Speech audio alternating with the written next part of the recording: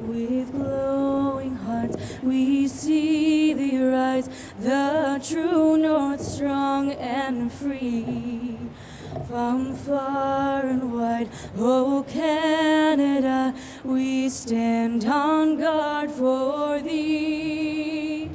God, keep our land glorious and free. Oh Canada, we stand on guard for thee. Oh Canada, we stand on guard for thee. Race fans, please remain standing as the Dover Police Honor National Guard presents our nation's colors. Please remain standing as Scott Martin offers today's invocation. Let us pray. Dear Heavenly Father, we come before your throne this afternoon full of praise and thanksgiving for all you do for us in our lives. Lord, we just lift up every driver this afternoon, every spectator, every official, and every crew member. Father, we just pray your peace and your safety over them. And Lord, finally, we pray for our men and women who serve around the world for our freedom. And Father, for the 4 Marines who gave their lives this week. In Jesus' mighty name we pray. Amen. Here to perform our national anthem, please welcome Nicole Basur. Oh, say, can you see by the dawn's early light what so proudly we hailed at the twilight's last gleaming, whose broad stripes and bright stars through the perilous fight o'er the ramparts we watched were so gallantly streaming, and the rockets' red glare, the bombs bursting in air, gave proof through the night that our flag was still there. Oh, say, does that star-spangled banner yet wave o'er the land of the free and the home of the brave?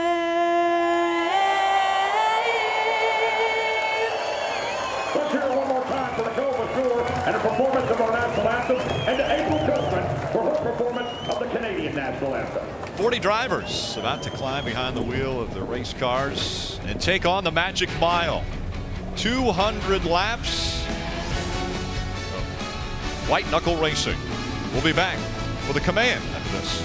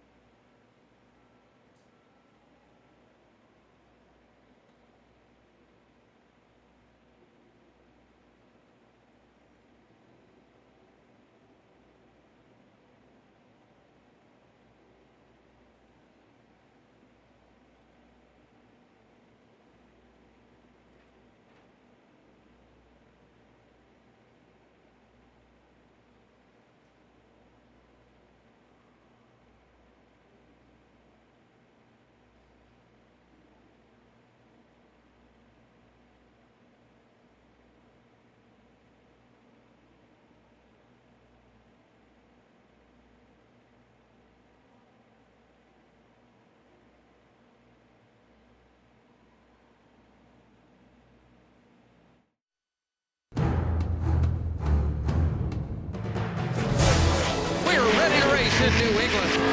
Now the green flag is flying in New Hampshire. Brad Keselowski going to go to victory lane today in New Hampshire. Awesome job. Awesome job. White flag, one more. Checkered flag, Kyle Busch. Good job, man. Thanks, everybody. Brad Keselowski, checkered flag. Great job. Sir, thank you.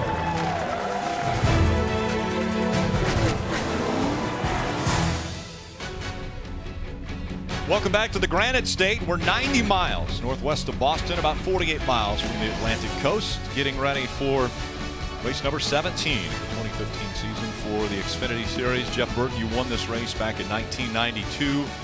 You've been dominant at this racetrack in the Cup Series. What does it take to pass on this mile track? Well, I think you want to try to do as much as you can on restarts, because that's the chance you can get more than one car. And you'll see today when these restarts happen, the opportunity is there to get a couple cars. And then when you get to somebody, you got to finish the pass. You get door to door with them, you got to finish it. You can't wait around. Even if you got to move them up the racetrack a little bit, you just got to get the pass done. And as my crew chief, what kind of a strategy do you play if the driver's having a little bit of issue trying to get by guys on the track? What can you do on pit road? Yeah, the next best place to pass other than the restarts is pit road. So these crew chiefs are going to be working very hard to look at the strategy of this race. It's a 200-lap race, but with track position being so important and the tire fall off really being minimal, these Goodyear tires seem to hold on with grip longer than you would expect for a short track. So you're going to try to pit early. What I mean by that is you're going to pit as soon as you think you can make it on fuel. If a caution comes out, you want to come in, get your 4 tires, fill up the Sunoco race fuel, and have it stay on the racetrack from there to the finish. We have seen drivers run out of gas on the last lap here and lose this race.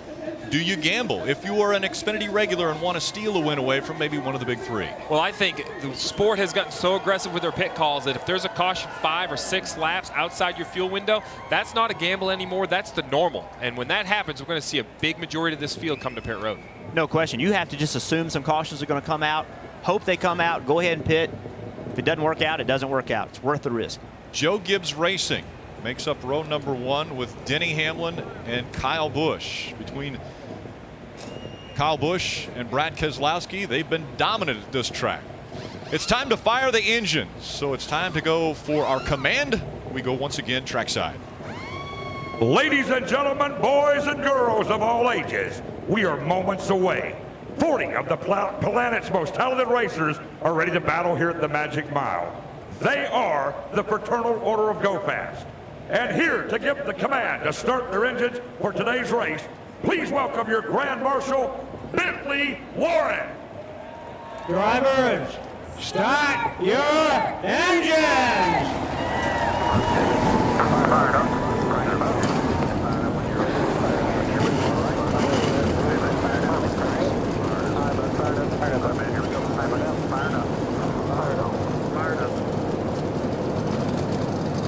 I like the exit. Kyle, I want. 40 cars come to life. Ty Dillon in the hunt for a championship in the Xfinity Series. He's got to get by Chase Elliott and Chris Buescher. They have a lead in that points championship race. We'll see if they can knock away at any of that lead here today.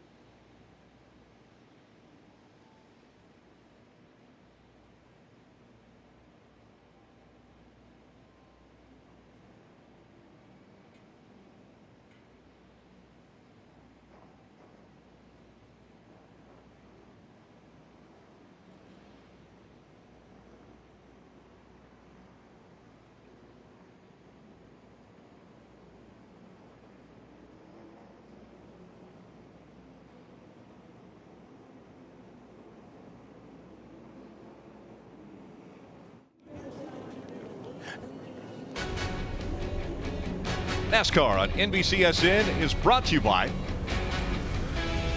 Castrol GTX Magnatech, instant protection from the moment you start. And by XFINITY, the future of awesome. Overcast day today, but it looks as though the weather's going to be nice for 200 laps. Front row, Denny Hamlin and Kyle Busch. Kyle Busch has won 4 of the last 6 races. Row 2, these are 2 more hopefuls for the win today, Daniel Suarez and Brad Keselowski. Row 3, teammates Brian Scott and Austin Dillon. And Regan Smith will be in row 4. He finished top 10 the last 2 races here. Series defending champion inside row 5, Chase Elliott. It's starting in 12th with a great qualifying run, Ryan Sieg. Also with a career best starts, Ben Rhodes back there in 14th. Inside row 8, Dakota Armstrong. All right, Jeff, let's see if we can chat with the guy who's starting a little bit closer to the front, Brian Scott. Hey, Brian, it's Jeff Burton in the NBCSN booth. You with us? Yeah, Jeff, I got you loud and clear. All right, bud, this is a tough racetrack. What do you think is the toughest part of this racetrack is? I'd say the toughest part of this racetrack is restarts and having good track position at the end. I hope we get some long runs because typically long runs is where our number 2, Velveeta, Shells, and Star Market Chevrolet typically shines, but you got to be good. The end of this race normally comes down to a couple restarts, and that will kind of decide your fate. All right, buddy, have a good day. Have fun. Talk to you later. Thank you. We're going to ride along with a few different drivers at about 175 miles an hour around the Magic Mile. One of those carrying the XFINITY in-car camera, starting 20th, is Chris Buescher, driving the number 60.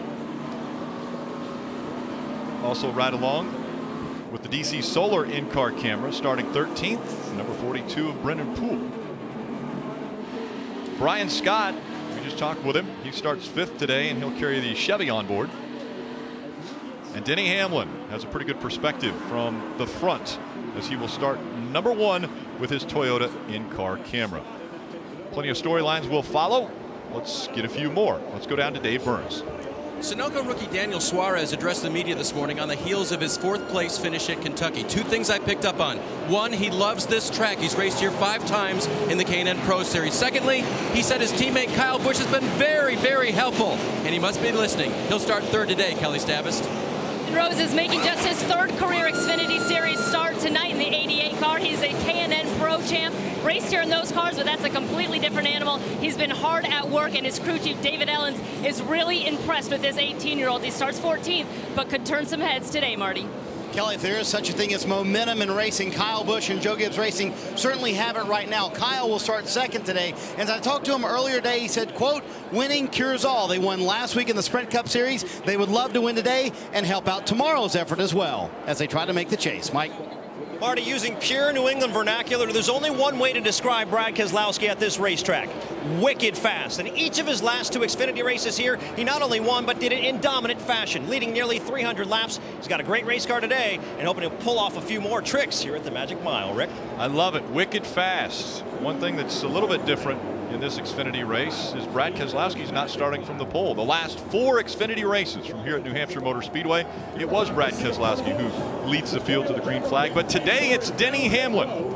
Denny Hamlin on the outside of row number 1. Kyle Busch on the inside. As they work their way out of turn 4, green flag in the air. We're underway from New Hampshire.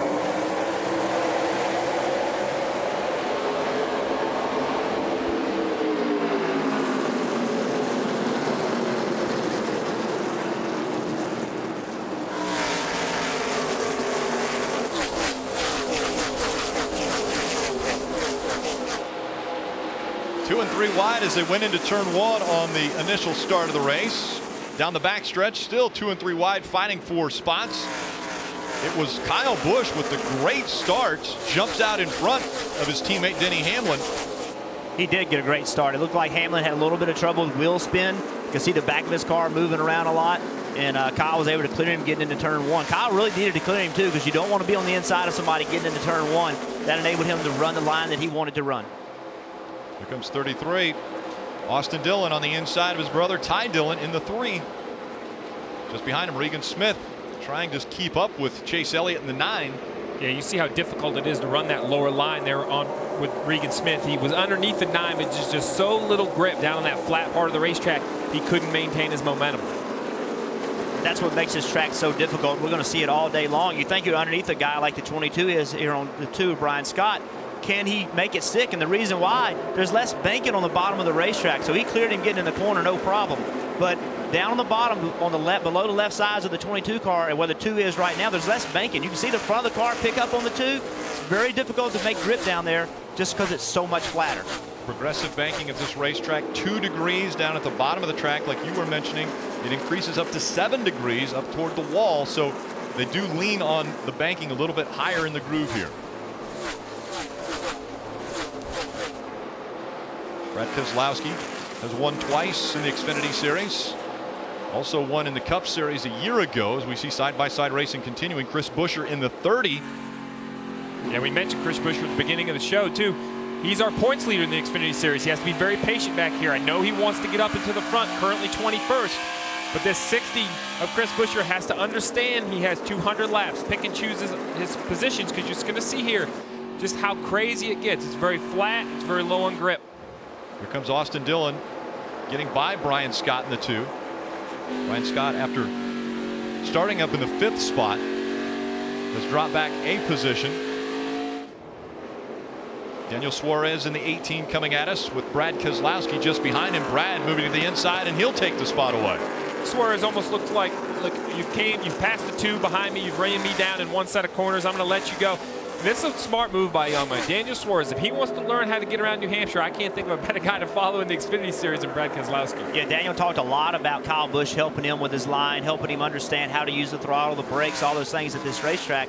You couple that with following a guy like Keselowski, and now the learning curve just gets higher and higher and higher. So really smart move right there. Long race, learn as much as you can. Figure out where your car needs to be better. Communicate that to your crew chief. It's Kyle Busch, Denny Hamlin, Brad Keselowski, Daniel Suarez, and Austin Dillon, the top 5. Brian Scott back to 6th. Ty Dillon, Chase Elliott, Regan Smith, Brendan Gaughan are the top 10. J.J. Yaley just in front with a 51. Jeremy Clements closing in on that 0-1 of Landon Castle. We're hearing that the 74, driven by Mike Harmon, has his window net not secure, so he's going to receive a black flag, have to go to pit road to make sure that they get the window net up and secure. Into the wall, we heard Brendan Poole just get into the wall coming off a 2. Yeah, that's turn 2. Turn 2 is the most difficult. You heard him communicate he had gotten in the wall. I don't think he hit it hard, but you can see what happens at New Hampshire in particular. Turn 2 gets very, very tight. So he's coming off the corner. He gets tight, a little free, just touches the wall. I don't think it's big damage, but he did hit it for sure. Does it get worse when you've got a car like Brendan Gaughan right in front of you? Oh, it definitely gets worse. But what happens is the car in front, you're chasing the car in front of you. He's setting the pace. You're trying to do what you can to pass him. So you're coming off turn 2, you lose the bottom, the car gets tight, you stay in the gas. You needed to get out of the throttle a little bit sooner and not hit the wall. But when you're chasing that guy in front of you, trying to pass him, the only way to do it is stay in the throttle. So he was just a little bit too aggressive there. And one thing Brendan Poole either did very good job of or just got very lucky with is he only hit with the rear of the car. Sometimes you'll see the right rear hit and then kind of pull the right front in, and that's when you see the heavy damage. So as a crew chief watching that replay, I'm thankful that only the back half of the car made any contact. We saw Brendan Poole get right up on the back bumper there of the 62 of Brendan Gaughan. He got a little bit loose, but he continues to fight for that position. The black with the white cross has been, the black flag with the white cross has been shown to the 74. He is now on pit road. He'll get the window net fixed. Kyle Busch has led the first 10 laps from New Hampshire Motor Speedway.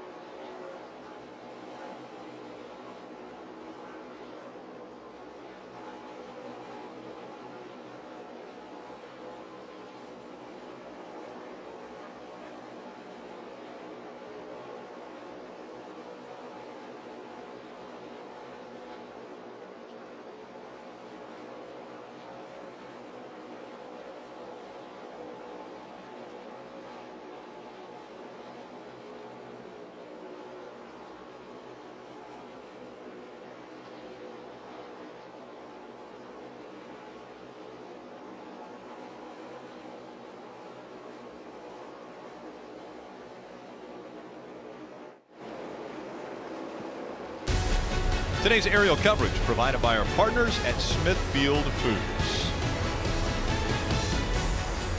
I want to take a look at the race facts for New Hampshire Motor Speedway, brought to you by Castrol GTX Magnatech. 200 laps, just over 211 miles. The racetrack just over a mile in length. 45 miles per hour is the pit road speed, and that fuel window 78 to 82 laps, Steve. Yeah, that pit window, while it seems a little narrow from 78 to 82 laps, some of these guys, if opportunity presents itself, they'll pit way outside that window, try to save gas on the yellow. We've seen it before to try to make it to the finish of this race. Kyle Busch has started to catch some of the traffic at the back of the field, and he'll start to put cars a lap down. Yeah, and what that has done is allowed Denny Hamlin in the 20. Caution comes out, the 0 of Harrison Rhodes smoking out the back of that car. Down is coasting. Lost the motor. Just randomly started smoking. The motor's still running and everything. They were running 28th. We'll make sure no fluid's coming out of that car, so he'll go down to the apron, make his way onto pit road. You just heard him say the engine's still running. Yeah, and you saw Kyle Busch check up. The caution wasn't out yet, and Kyle Busch checked up. He saw that smoke. He was smart enough to know there could be oil on the racetrack, so just slowed the pace down, made sure he didn't get it in the oil. First caution has come out. Kyle Busch in front of Denny Hamlin. So Kyle Busch started on the inside row for the start of the race, but the preferred line has to be the outside line here. Will he restart on the outside of Denny Hamlin?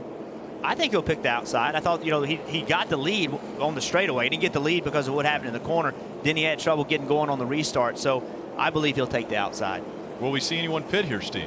I wouldn't pit. You're outside your fuel window. It doesn't help you on fuel with only 3 sets of tires in the pits and only 18 laps down. Some of the race team, some of these cars, the leader at lap 18, we're just now getting into his fastest laps of the race. So I think you just stay on the racetrack. The only people that are going to pit are the back half of the field that are having handling issues that need to address them. All right, Kyle Busch, Denny Hamlin, Brad Keselowski, Daniel Suarez, and Austin Dillon, your top 5. Brian Scott, Ty Dillon, Chase Elliott, Regan Smith, and Brendan Gaughan still the top 10. First caution comes out. It's Harrison Rhodes with an engine expiring.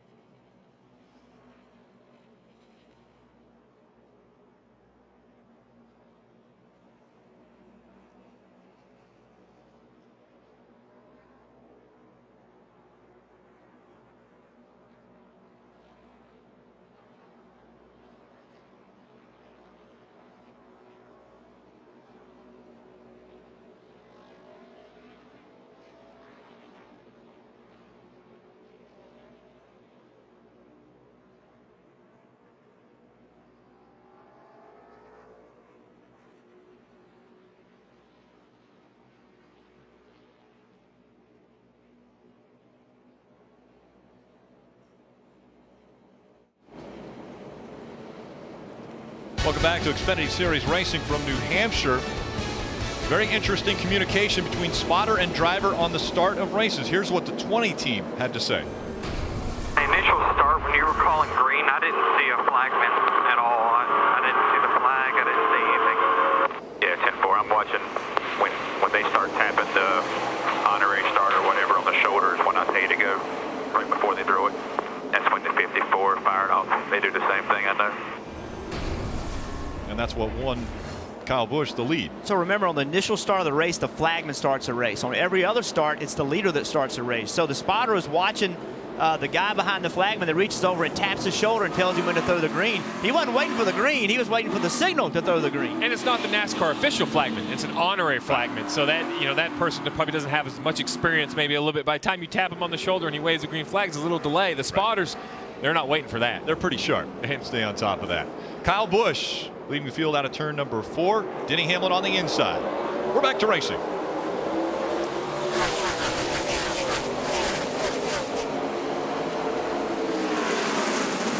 Great restart for the 20, but he slides into the 54. Around goes Denny Hamlin in front of the field. Lock it down, lock it down, lock it down, lock it down, lock it down, lock it down.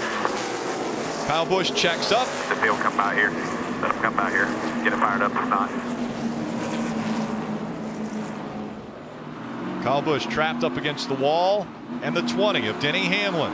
A little too aggressive on the restart. And that's what we've been talking about. This racetrack is so difficult on restarts. Hamlin got a great jump, got everything he wanted, just couldn't hold the bottom. So got it again. Had the line on the 54, but maybe a little bit too hot coming in. He just had to chase the back of the car, meaning he got loose getting in the corner. He couldn't turn the wheel. If he turned the wheel, he was going to spin out. So he had to turn the wheel back to the right. When he did, he just kept going up the racetrack, kept pushing the 54 up the racetrack. Eventually, he spun out. But that was all about getting free. See right there? He's loose, can't turn the wheel. Now he just has to chase it up the racetrack. And what a veteran move by the 54 of Kyle Busch. Feels him into his door, and he chases it up the racetrack, knowing if he doesn't give the 20 of Denny Hamlin room, they're all going to end up in a pile. Yeah, I mean, Denny Hamlin doesn't want to come up the racetrack here. Kyle Busch doesn't want to go up the racetrack either, but he knows that's his only option at this point. This racetrack's so tough. Kyle Busch did the right thing by taking the outside, but he took the outside, and he almost got wrecked by taking the outside. But that, you have to pick that choice. Riding along with Denny. Still up there. Still there. Hang on to it. Lock it down if you can. Lock it down, lock it down, lock it down, lock it down, lock it down, lock it down. Let the field come by here. Let them come back. You see him up the racetrack. Great job of the spotter. You know, if he just locks it down right now, he's probably going to hit something. See the rear tire spinning? He's in the throttle. He's in the gas. Has the rear tire spinning to keep the car from going backwards. The spotter says lock it down when he sees the momentum has stopped going backwards. Lock it down. Get the car stopped. No contact with the wall. Marty. A lot of very calm conversation between Kyle Busch and Chris Gale. Kyle's theory was, I did not flat spot the tires when I stopped for Denny Hamlin spinning, but since we're going to restart so far back, let's put on 4 sticker tires here, try to work our way up through the field. Mike Wheeler knows that the tires on Denny Hamlin's car were definitely flat spotted. They're going to change all 4, and they're going to assess the right rear damage, make sure there's nothing significant there. They're already working on the left side, so they bypassed the damage and have moved on. They feel pretty good about their car. Now is Denny is going to have to make his way from the back. This will be interesting. Kyle Busch, Denny Hamlin will restart at the back of the field. We'll see how long it takes him to move to the front. Hey, Mark.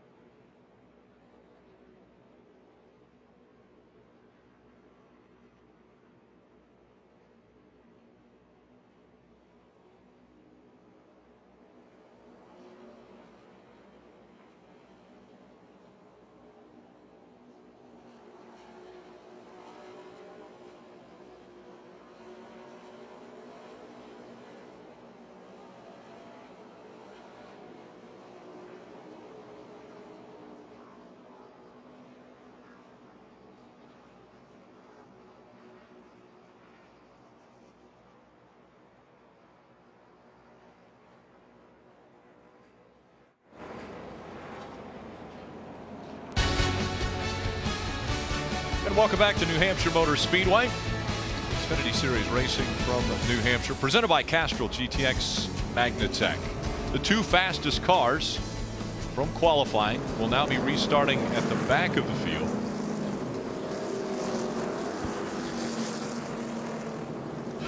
You can watch live stream of every Xfinity Series race with NBC Sports Live Extra, available on your laptop, tablets, smartphones, and connected TVs. NBC Sports Live Extra brings you closer to every race. And you're going to want to get close to your TV for this display, because we will see Denny Hamlin and Kyle Busch work their way through the field. But of course it will get more difficult as they get closer to the front. We're getting ready to see lines on this restart that we have never seen before, because Kyle Busch is not going to worry about being in the racing groove. He's going to be wherever cars aren't going forward. And then Denny Hamlin, starting one row behind him on the inside, he's going to go wherever Kyle Busch isn't or follow him through. So this is going to be a heck of an exciting restart and a great show here early in this race, watching these two guys to get themselves back into the race. There are 32 cars on the lead lap. And Kyle Busch will restart 27th. Denny Hamlin back in the 28th position. The benefactor of the two wrecking in 1 and 2 is Brad Keselowski. Brad was running in the 3rd spot, was able to get by both the 20 and the 54 and take the lead when the caution came out. Daniel Suarez will restart 2nd. Yeah, I'd love to know what's going through Daniel Suarez's mind. He just saw 2 of his Joe Gibbs Racing teammates spin out. Here he is starting the inside of the front row. They come back out of turn number 4. Green flag back in the air.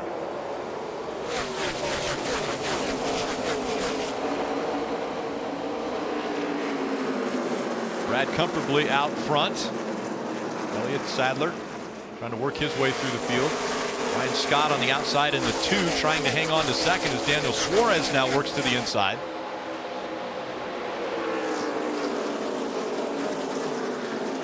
You see the 20 of Denny Hamlin already looking to the outside, trying to make it 3 wide. Right behind him, Kyle Busch is 3 wide as well. 3 wide for 2nd for a moment there as Austin Dillon in the 33 moved up to the inside of Daniel Suarez, who was on the inside of Brian Scott. Brian Scott now into that 2nd position in the number 2. Austin Dillon has taken 3rd away from Daniel Suarez. Dillon in the 33. Denny Hamlin all the way on the apron in turns 1 and 2. No banking whatsoever down there. But if that's where they aren't, that's where you go. There's Denny Hamlin. He just passed the 44 of David Starr. Jeremy Clements in the 51 just in front of Hamlin. Great race for 2nd. Here comes Austin Dillon looking to the inside of Brian Scott. See how Austin got loose underneath the 2. Just couldn't stay in the gas. 2 was able to pull back in front of him. Again, that's just a loss of banking off of turn 2. We'll take another shot at him getting into 3. Teammates racing for 2nd. Brian Scott, Austin Dillon racing for Richard Childress Racing, RCR. Great shot off of Brian Scott's back bumper, looking back at the 33 of Austin Dillon. Austin Dillon continuing to work to the inside, trying to get that advantage over Brian Scott. Now is when the word patience comes into play, right? Be patient. Well, for which one? That's the problem. You see Brian Scott, the 33 ran up, cleared him, but went up the racetrack, and when he did, Brian Scott turned left and tried to cross him back over. 33 of Austin, he fended it off. Guys, I've been watching the 20 and the 54 come through traffic. Denny Hamlin's all the way up to 16th, but it didn't take him very long. Instantly on the restart, you see Kyle Busch all the way at the top, 3 wide, trying to find his way through. Denny Hamlin on the apron. Kyle makes it 4 wide, and the only issue with going up high there is these guys have no idea Kyle Busch is there. Almost run him up, run him out of real estate, squeeze him into the wall, but Kyle does a great job here of just brushing the wall, staying in the gas, keeping his momentum. After the last lap, Denny Hamlin had already made up 13 positions. Kyle Busch had made up 8. Kyle Busch now working by J.J. Yaley. Ryan Sieg in the 39, a little bit sideways.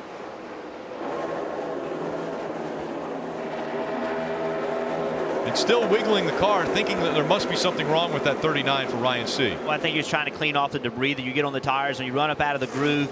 All the rubber buildup that comes off the tires gets on the racetrack, and that gets stuck on your tires. So he was weaving the car down the back straightaway trying to get his tires cleaned off. You see him getting into turn 1. 88 car underneath him just loses the back, just like we saw earlier on the restart. Gets into the side of him. 39 chases it up the racetrack. Good job of not spinning the car out. But now he's got all this debris on his tires that you know, the only way to get it off is just run it as hard as you can, weave your tires. Here comes Chris Buescher in the 60, getting by that 88 of Ben Rhodes.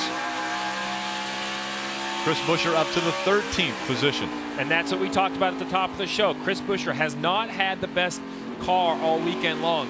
The 60 has not rotated the middle like he wanted. He hasn't had the grip on exit, but he's staying patient, staying with it. That's what you have to do as the points leader. He's moved his way up to the 13th position only in 35 laps. Continue to be patient, work himself into the top 10. And here comes Kyle Busch. He's able to get by the 88 of Ben Rhodes. Marty? Yeah, that would be 28th to 14th now for Kyle Busch. And on the radio, Chris Gale said, hey, dude, just a reminder, we've been on lap 25. You've got to make these tires last for a while. We've got one of the best cars here. Let's take care of it. I'm curious, Jeff and Steve, do you think that is being heated by Kyle Busch, or he's just going all out as the best he can? There's caution on the track, Rick. 4 comes out for Ross Chastain. And Ross Chastain will stop on the racetrack. Damage to the right front. It's the 3rd caution of the day. Ross was in the 25th position. Hit it pretty hard, Lawrence. Yeah, you hit pretty hard.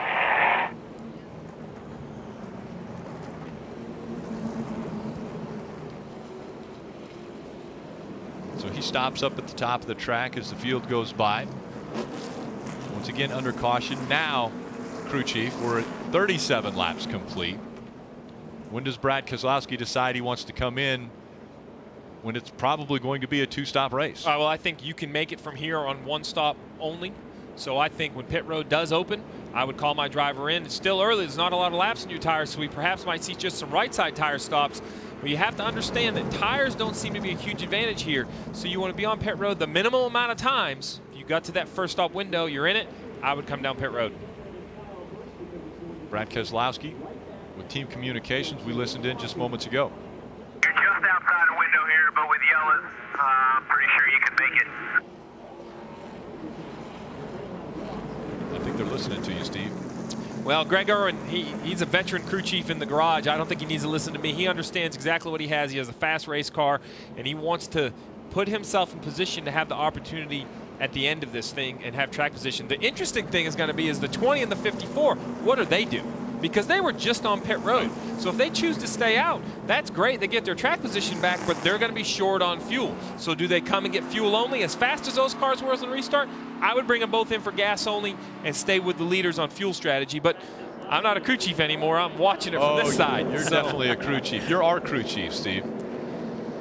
I think fuel only is what you have to do on those 2 cars. You have good tires. You're not going to get beaten because you have worse tires, in my opinion. You come on pit road, get fuel in them. You're on the same fuel strategy as the rest of the field. We're about to find out what strategy will play out.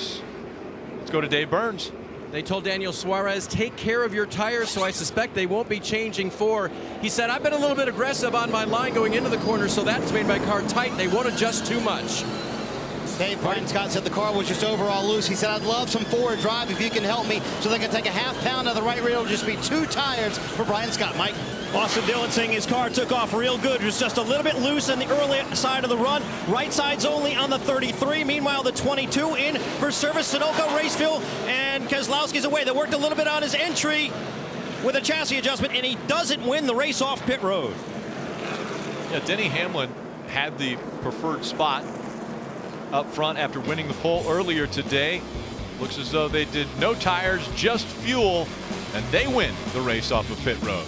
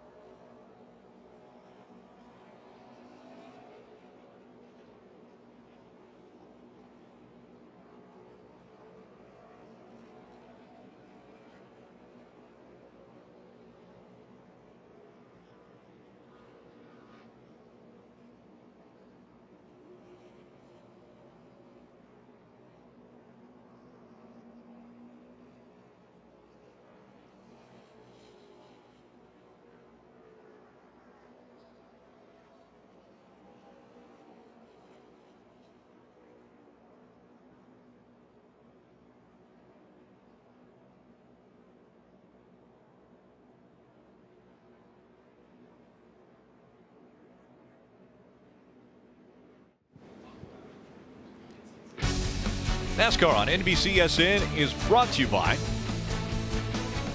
Castrol GTX Magnatech. Instant protection from the moment you start. And by Toyota. Let's go places. And by XFINITY, the future of awesome. We mentioned a chaotic pit road. It already happened. And this is the first time we've had multiple cars on pit road. Yeah, you see here the 18 of Daniel Suarez takes 2 tires, the right call. They're full of fuel. He goes to leave the pit box, has to go on, does a great job of getting on the brakes and not making contact with the 24, but kills his time on pit road, loses a bunch of positions. Dave Burns. Eric Phillips made the right call, but pit road can be a dangerous place. How's Daniel going to do coming back through the field? We've got a good Camry today. Everybody's done a good job at Joe Gibbs Racing. Daniel's done an excellent job for never being here before in one of these XFINITY cars. So we'll see what we got. Made the right decision, just congested pit road. Knew this was a possibility, but just hate it. So we'll keep working. Long ways to go yet. Keep an eye on that orange 18, Rick. Guys that stayed out under this most recent caution, Dylan Lupton. He will restart in the #1 position. He's on the inside of Denny Hamlin in the number 20. Coming out of turn number 4. Back up through the gears they go.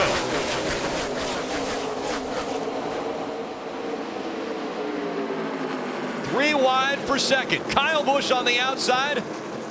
Brian Scott on the inside. Kyle Busch will clear him. He takes second.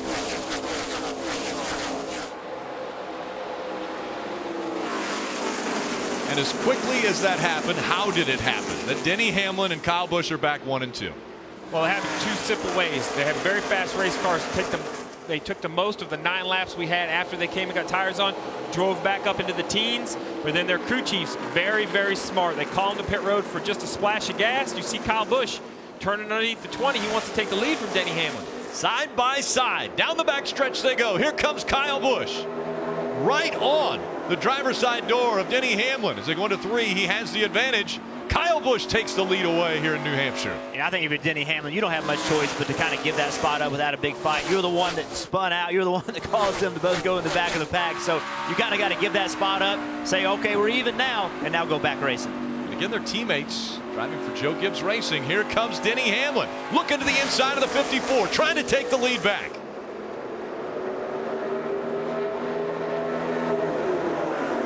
Into turn number 3. This is where Kyle Busch was able to clear the 20. Not so much for Denny Hamlin. Hamlin doesn't keep the momentum up like the 54 of Kyle Busch, and Busch still leads. You're on board here with Hamlin, though. You see the 54 up the track over that seam, gets wide. Denny Hamlin drives back up to the door again, side by side down the backstretch. Heading into turn number 3. Denny Hamlin tucks in behind the 54 for just a moment. That allows the 2 of Brian Scott to close the gap. He's now on the back bumper of the 20. Here goes to Hamlin one more time. Looking to the inside, trying to take the lead away. And what this is doing is as these 2 run side by side, Brian Scott, Austin Dillon, Brad Keselowski, they're right in the mix. How much does this take the aggression away from Denny Hamlin, knowing that they just had an incident on a restart?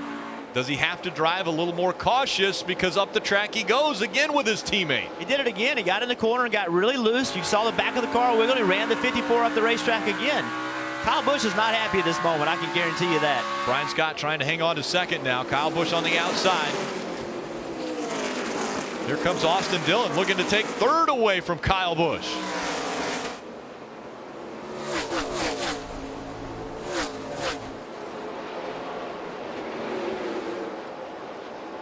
Denny Hamlin, then Brian Scott, Kyle Busch able to hang on to that 3rd position as Austin Dillon will drop back to 4th. Right behind him, Brad Keselowski in the 22.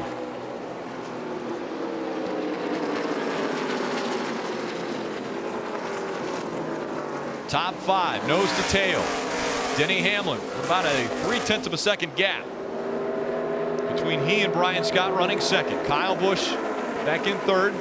Denny Hamlin has never won in the Xfinity Series at New Hampshire. Brian Scott's never won an Xfinity Series race. They're running 1 and 2. Here comes Austin Dillon looking to take third away from Kyle Busch as they go into turn 1.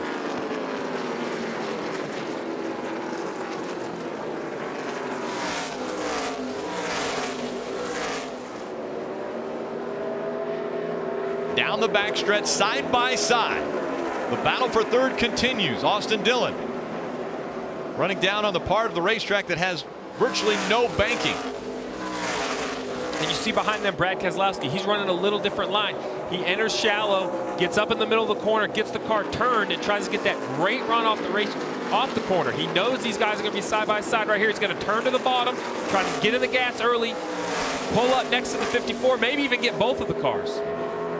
So Austin Dillon clears the 54 of Kyle Busch. Here comes Brad Keselowski. He's able to get by the 54. He'll slide up the racetrack in front of that 54 of Kyle Busch. Now Busch looks to the inside of the 22. He'll try to take the position back. That's what makes racing here so difficult. The 22 went in past the 54, but he couldn't keep the momentum, and here they're going to be 3 wide. Here comes the 3 of Ty Dillon now, making it 3 wide as they go into turn number 3. Kyle backs off, gets in behind the 22, but Ty Dillon trying to hang on to that number 3 and not get into the side of the 22. And Dillon will tuck in behind the 22. Kyle Busch has to be shell-shocked on the outside. It seemed as though every car that tried to pass him would get loose, and he's already seen what happens when that takes place. Yeah, it's so difficult underneath somebody here. You get in the corner and you think you have good grip, and the next thing you know, you're having to chase the back of the car. And these are good cars. I mean, these are cars that are fast. They have good grip. They have good drivers. It's just a very difficult spot to get into. It's the only way to pass a guy, though. You got to be underneath him. You got to be trying to make the move. Chase Elliott currently second in the point standings. In the number 9 on the back bumper of the 54 of Kyle Busch. Chris Buescher has moved his way up to 12th. We saw those guys. We saw Ty Dillon be able to make a move on those 2 cars in front of him. Here's what happened. Look at Kyle Busch, how loose he is underneath Keselowski. He runs both of them at the racetrack. That slows them down so much. Ty gets a great run and gets underneath all of them. That's a great example of how momentum matters. The 54 getting free slowed them both up so much that Ty just looks like he's going 20 mile an hour quicker and is able to get position and ultimately get by the 54. And that's how aggressive these drivers are. They're not following in line. They're not thinking I'm going to follow the 54 through the corner. Dillon's thinking, how can I get by them both? I'm going to run in the track, run up a little high, get turned, and get that great momentum off the corner. Relatively short race. They have been very aggressive early on. Marty? Well, Rick, since the restart, it obviously has not been very fun for Kyle Busch. Here is what he's had to say in a summation on the radio since that restart. I don't know what his deal is today. That's 2 times about ended up in a wad because of one person. So you guys got to talk it out down there. Got to get settled now. We ain't doing nothing but hurting ourselves. Absolutely, 10-4. And that was Tony Hirschman, his spotter, on the radio. And they have talked up on the spotter stand. Tony has now talked to Denny Hamlin's spotter, and they've tried to work it out and say, listen, we're just hurting ourselves. Let's race together. Since then, Kyle, on the radio, has said the car is extremely tight, chattering through the middle of the corner, and so tied off he can't get it to come down. That's what happened with Brad Keselowski. Jeff, I'm sure you've been in a teammate battle before. It makes it a little bit different, doesn't it, when you're battling your teammate for the lead like that? Well, teammates expect more from each other. You know, that caution, got 74 having trouble. Mike Harmon in the 74. Slid sideways. Kept it on the wall. Caution comes out for the 4th time.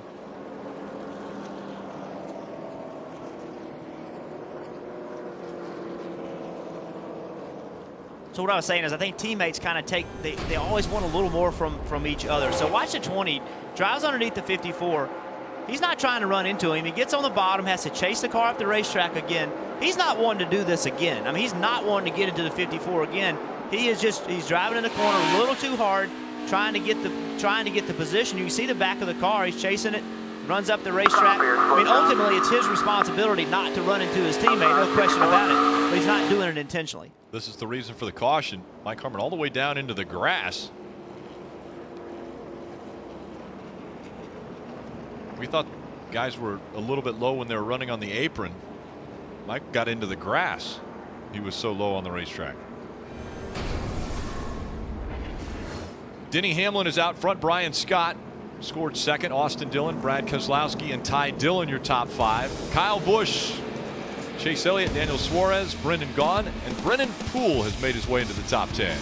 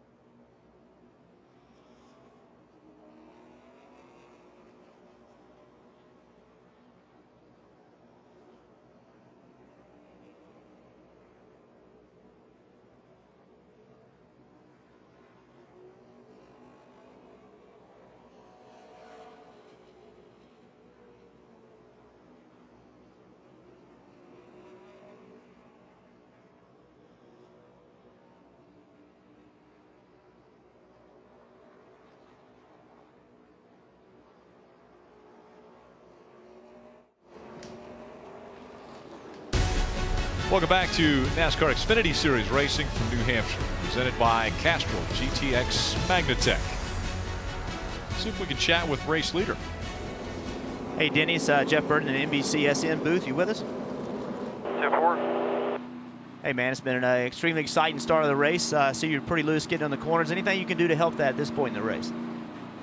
Not till I get it on pit road and let Mike and the guys here try to fix it. But yeah, our Sun Energy 1 Camry's been really fast all weekend and still fast again today. So yeah, loose end for sure, and we'll continue to tune on it. All right, bud. Thanks for taking time. Good luck. 10-4. As a crew chief, what are you telling the driver in that situation? Well, I think at this point, you know that you're fast. Danny just mentioned it. They've been fast all weekend long. You know, I'm sure Michael Wheeler's just explained it to him. Hey, let's try to be patient here. We've had a couple mulligans. We've been up the track twice. Luckily, we didn't get into our teammates. Use all your adjustments in there. You know, you can adjust brake bias. There's a lot of things you can do as a driver. Now, tomorrow in his Sprint Cup car, he can hit the switch and lower the track bar. But in the Xfinity Series, he doesn't have all those tools. So really, his two biggest options are to try to drive it a little straighter, back the corner up. But if he's loose on the brakes, you can adjust the brake bias from inside the car. And you can get the ultimate pass to every moment of today's NASCAR Xfinity Series race with Race Buddy. Ride along with different drivers each week through multiple high-def video feeds and follow race action with a live leaderboard. Tune in at NASCAR.com/Race Buddy. Great way to experience the races. Let's go to Dave Burns. 8th place running Sunoco rookie Daniel Suarez has an electrical problem. He radioed the crew that the motor made a sound, so he looked down and realized he had no gauges. Nothing was lit up. When he switched to battery 2, he got the AC back, the tachometer, but that was it. Crew Chief Eric Phillips telling him we probably have an alternator issue. You'll have to stay on battery 2, stay off the AC, and try to make that live. one of the good things is that it's not as hot as it has been up here and a shorter race.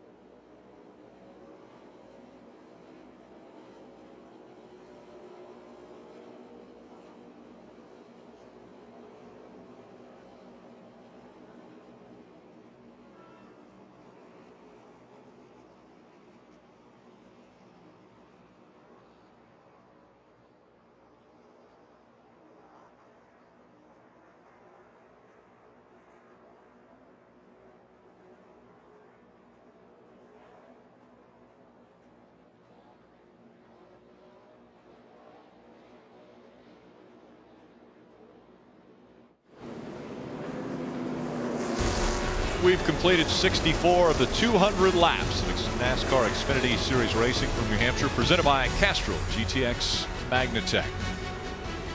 Denny Hamlin and Brian Scott, 1 and 2. Denny Hamlin will restart on the outside, Brian Scott on the inside. Out of turn 4, we're back underway.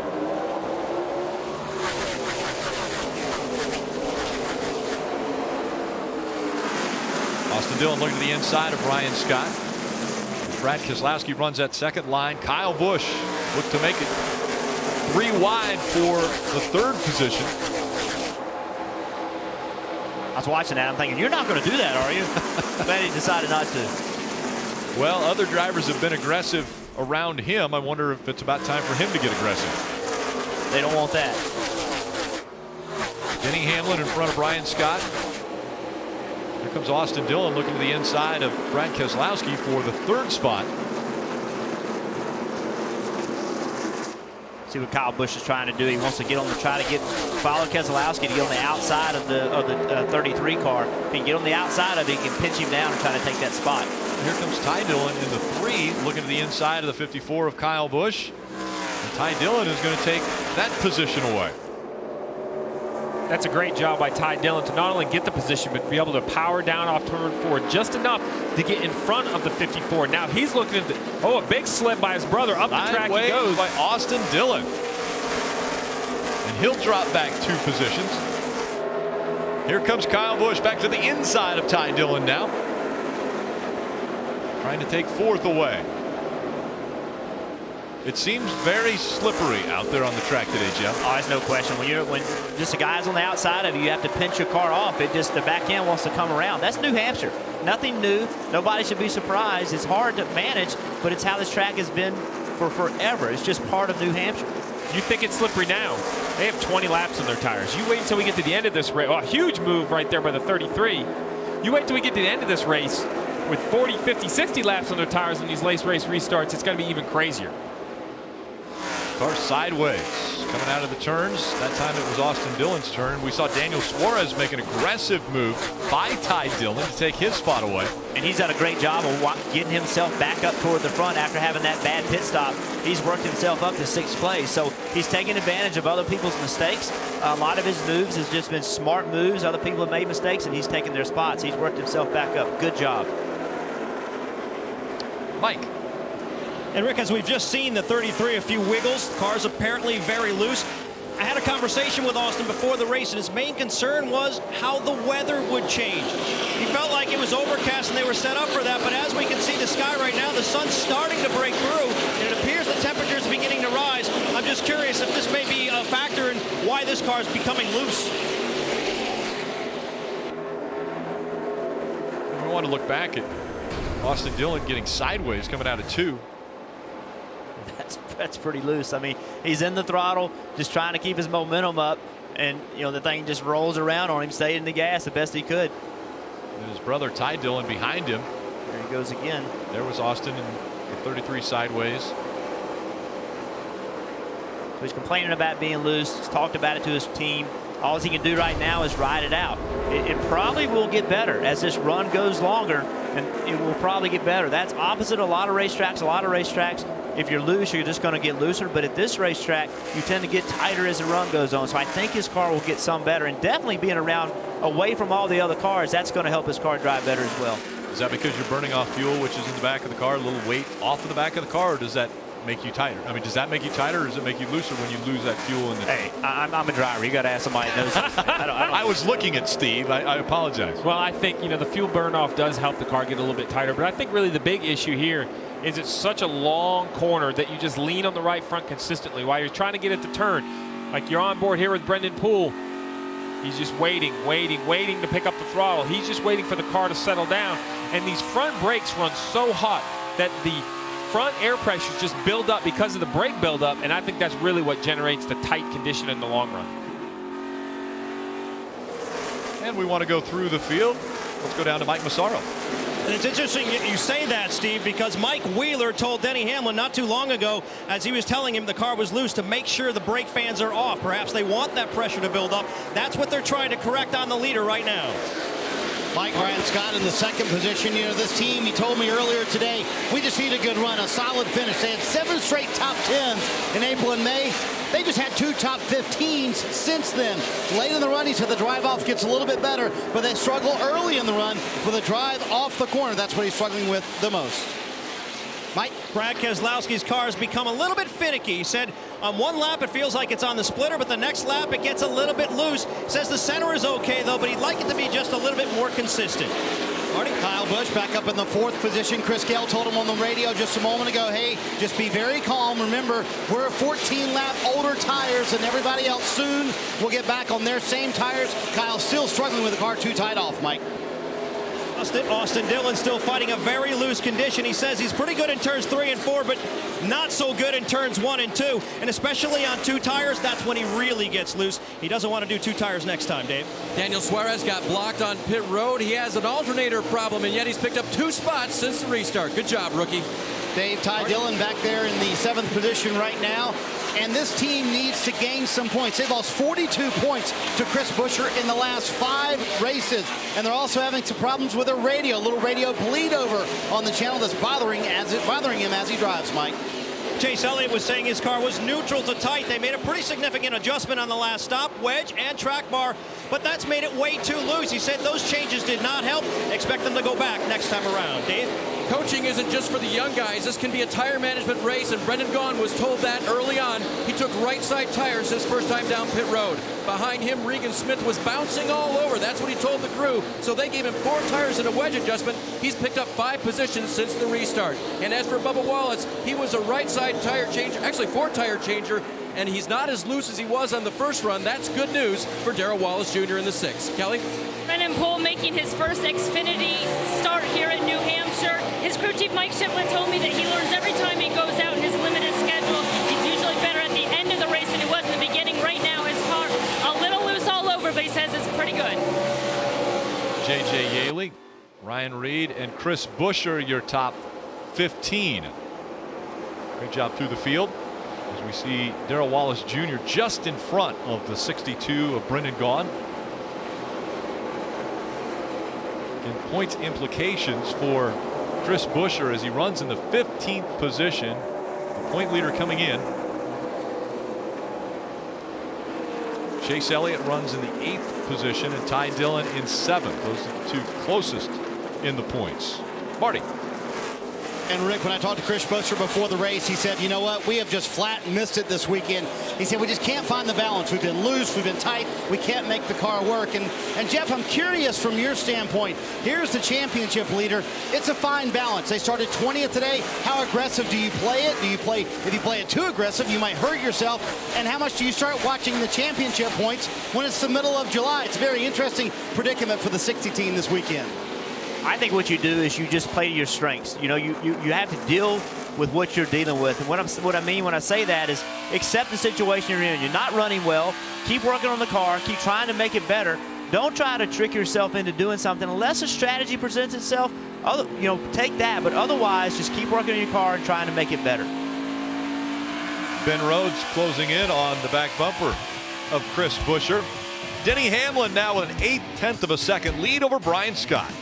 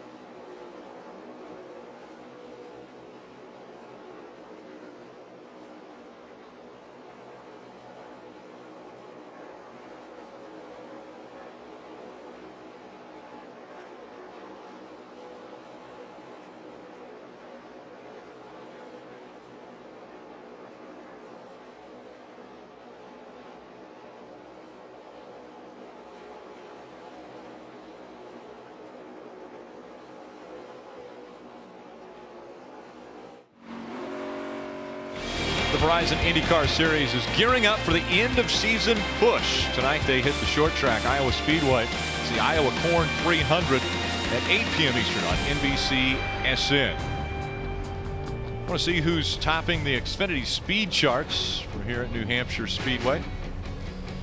Denny Hamlin has the fastest lap. Austin Dillon the second quickest lap. And notice what lap they're on. Austin Dillon's was on 55. Brian Scott's fastest lap came on lap 72, as did Brad Keselowski. Those are your Xfinity speed charts. Kyle Busch has been up front. He's run second. Right now he's in fifth. This is what he had to say on the radio about how the car is handling.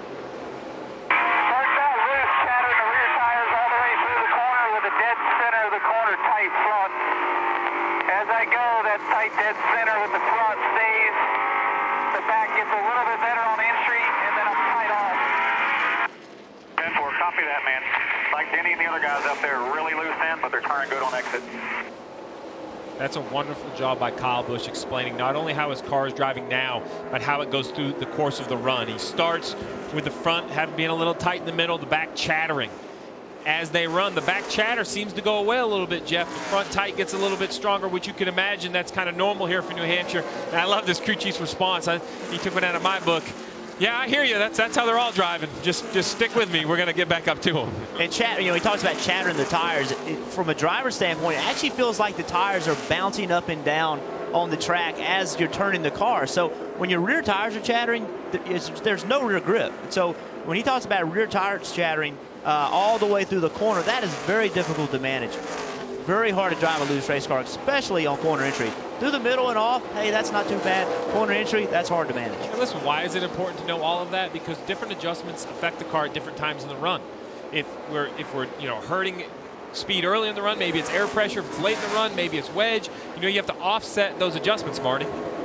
And see, that's the same conversation in which Chris Gale told him, listen, remember, we're on 14-lap older tires. That's what we told you in Through the Field, and everybody else will eventually get on the same sequence as everybody else. But I'm curious, Steve, for Denny Hamlin, Kyle Busch, the guy stopped at lap 25, took on tires at that point, fuel only at lap 39. We're looking, what, lap 120 for all these leaders to pit again? Are you forced, because you took tires earlier than everybody else, to go 4, or can you gamble with just 2 like other guys might? Well, Marty, as we see here, a great battle on the racetrack between the 3 of Austin Dillon and the 18 of Daniel Suarez. They're jockeying for position here. Marty, I think what's really going to play in their position, if we run so many laps now, that the field, I think, in general is going to take 4 tires. If it was a shorter run, that was going to be in question, but I think everyone's going to take 4 tires. We know they both have fast race cars. I think at that point, especially the way this race plays out, long run, get to about 30 laps from the finish, seems like caution, caution, caution. You want to have 4 tires on your car for those late restarts. You see Daniel Suarez able to hold off Ty Dillon. That's for the 6th position. Chase Elliott's behind these 2. But Ty Dillon once again looking at the inside of that 18 as they've come up on the 90 of BJ McLeod.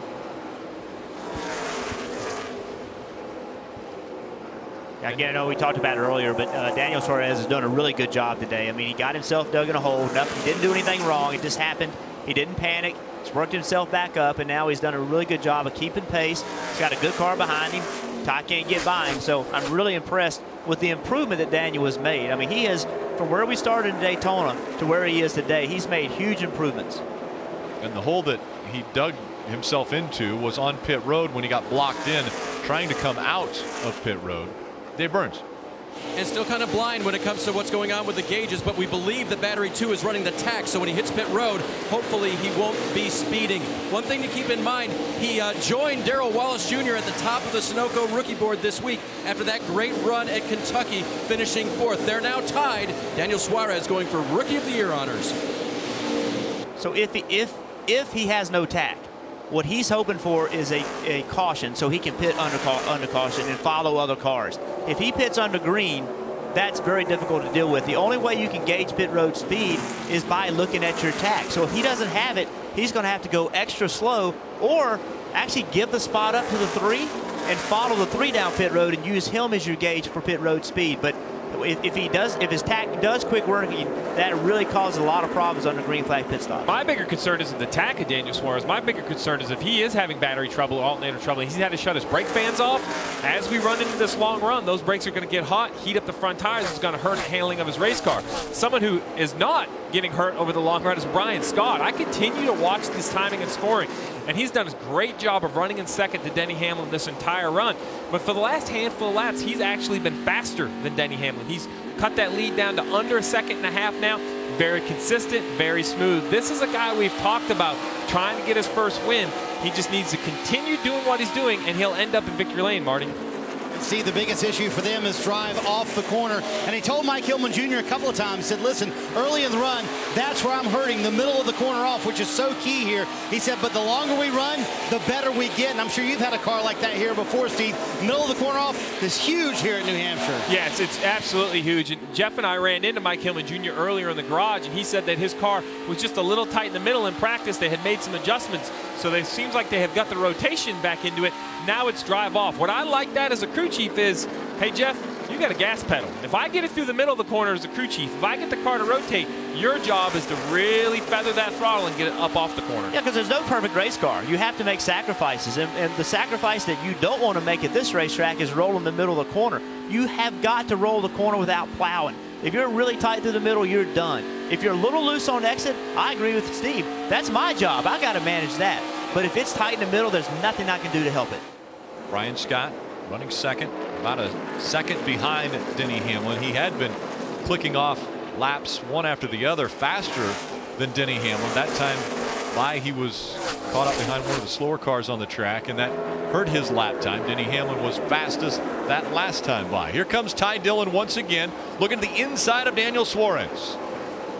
This is what I love about New Hampshire. He followed him. He worked on him. Ty Dillon worked the middle of the racetrack, worked the bottom lane. Now he's underneath Daniel Suarez, but Daniel Suarez is going to roll that top, try to stay on the quarter panel of the 3, and the 3 squeezes up in front of him. Not a lot of room. The drivers are shown the crossed flags by the flag man, which means we have passed the halfway point. 100 laps complete, 100 to go.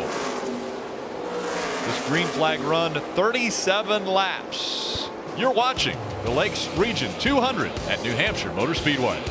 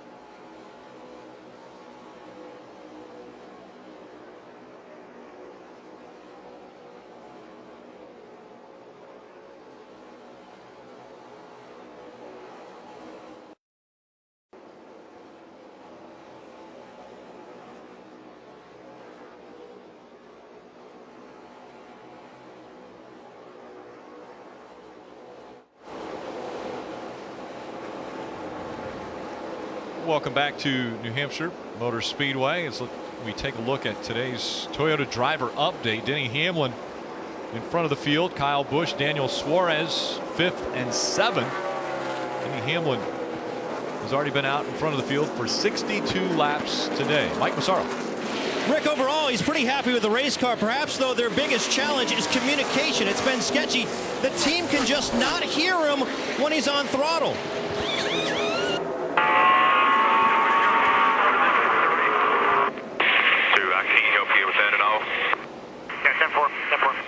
I cannot hear you on the straightaway, only in the corner. The car's pretty good. 10-4, pretty good. Now, Jeff, I've never driven one of these race cars, but I know when you key the radio, it's much easier, I would think, being on a straightaway than rather in the turn. Do you think this is kind of counterintuitive for him? Well, obviously, when you're going straight is when you want to key the mic, so you don't have to be pushing the mic and driving the car. Really odd that they can only hear him in the corner. I've never experienced that before. To me, they either always work or they don't work.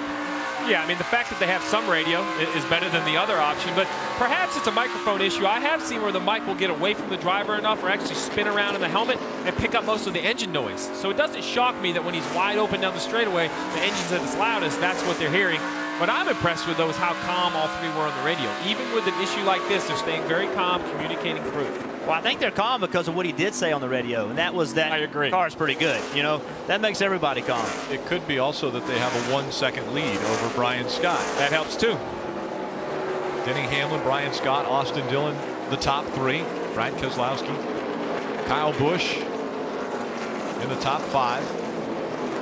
Kyle Busch making his 300th Xfinity Series start today. And no one has ever won their 300th Xfinity Series start. See all these guys are catching lap cars. You see the 33 of Austin Dillon caught some lap cars at 44, trying to get underneath him to 44.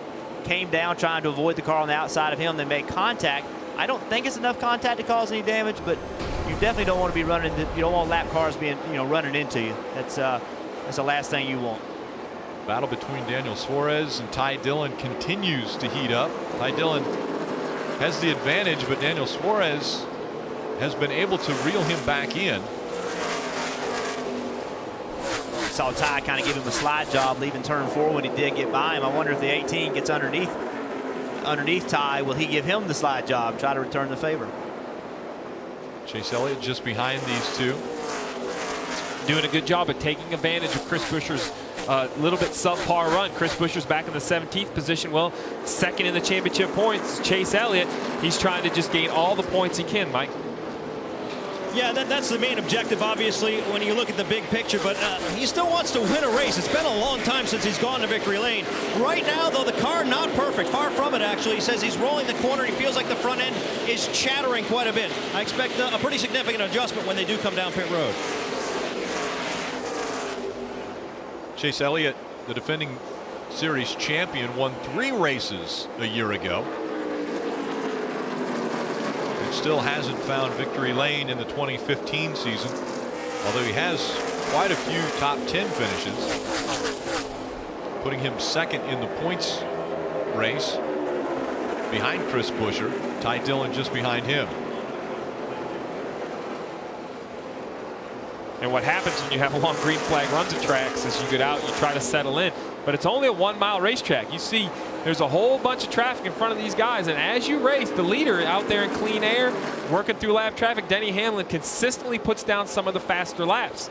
So as you look in front of the 20 car, there's cars, the points leader of the 60s just in front of him, the 1 of Elliott Sadler. All these guys are hearing it on the radio with probably a little urgency from their crew chief. Leader's a second back, leader's 2 second backs. Continually update your driver. Not that I think they can do a whole lot more about it, but they need to know the leader's coming. Things are about to get fairly intense on pit road as well. The last time they were on pit road was lap 39. We had mentioned that the pit window was right around 80 laps, 82 laps. So we're looking at lap 119, which is 4 laps from now. And this is where Chris Buescher, we've seen him over the last 2 weeks kind of get bailed out. He got lapped at Daytona, but still found a way to get a good finish. He almost got lapped last week, called the caution at the right time. If he doesn't catch the caution here, what he's got to do is he's got to make sure he gets on pit road well. He's got to have a good pit stop, leave pit road well, and then make the laps after the pit stop count. You've got to find a way to have good laps after the pit stop. And how about the 18? Able to get by the 3, and looks like Chase Elliott's on pit road. Mike? And as we mentioned, Rick, he's been chattering the front, so I expect a pretty significant chassis adjustment here. Definitely 4 tires on the 9. You see the wrench now going in the rear window. They're going to make a wedge adjustment there, swing around to the left side. Also an air pressure adjustment. 4 good years for Chase Elliott. Kelly? Brennan Poole in the 42 said he's just a little bit tight in the middle. They're going to give him 4 Goodyear tires. He was a bit slow getting out of pit lane last time around. It was better this time. Steve, with 83 laps to go, you would say that they're on the outside if we continue to go green, as we see Chris Buescher making his way onto pit road. They'd be on the outside of their pit window as far as being able to make it on fuel. Marty? Well, Rick, we're going to see a wide pit window here. Some teams talking about coming at lap 126 for the championship leader, Chris Buescher. He said, we just need more overall rear grip. You see that track bar adjustment? That was 3 rounds down on the track bar, trying to get him a little more rear grip, and 4 tires for Chris Buescher, who has been mired back in the pack all day long. I don't think he's been in the top 10 for 1 lap. They would love to get a much better run this time, Kelly. One of Elliott Sadler had been making big gains in the points in recent races, but he has been struggling today. He said he is tight in the center, loose on exit. They're also going to give him 4 Goodyear tires, Sunoco fuel. They're making an air pressure adjustment to try to help Elliott out.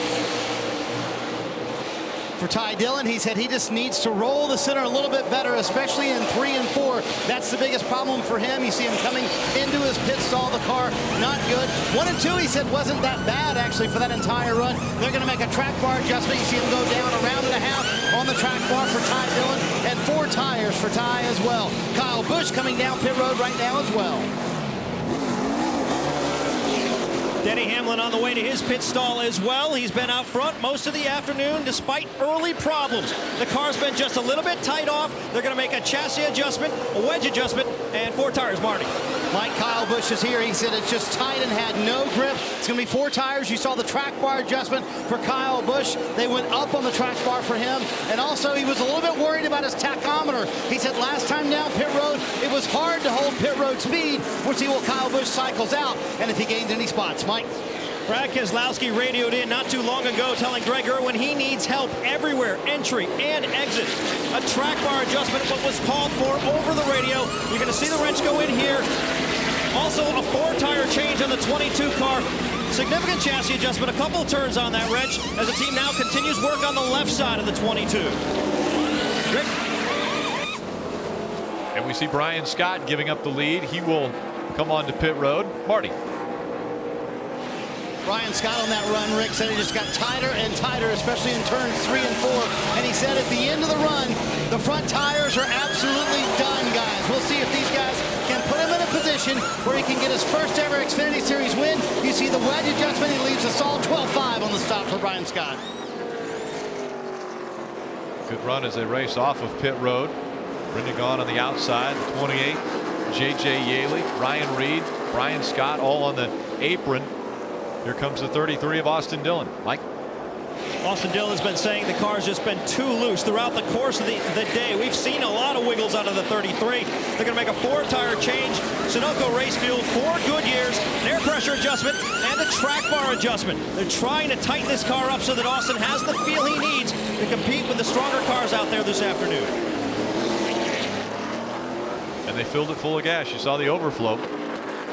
And we talk about the importance of getting on and off pit road.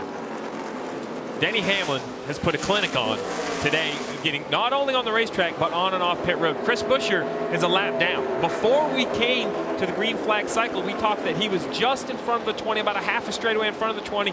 You see here, Denny Hamlin, he's got 10 car lengths on the 60. The 60 pitted first. He had newer tires earlier. It wasn't a pit strategy advantage. It wasn't a new tire advantage. Denny Hamlin just got on pit road faster, off pit road faster, had a faster pit stop. Those are the small details that make guys and experienced veterans like Denny Hamlin so hard to beat when they race in the Xfinity Series. Dave Burns, the 6 is coming at you. The bad news is he stayed out on old tires and lost a lot of time. The good news is he did lead a lap for a championship point. He changed 4 Goodyear tires the first time. He'll change 4 more this time. Get a chassis adjustment for a car that's a little bit tight in the center and which the driver says needs better drive off of the corner. Crew finishing up their work and he'll get out of pit road. Well, Denny Hamlin has the fastest car. He had the fastest pit stop. And now he has only 7 cars on the lead lap with him. A blistering pace set by Denny Hamlin today.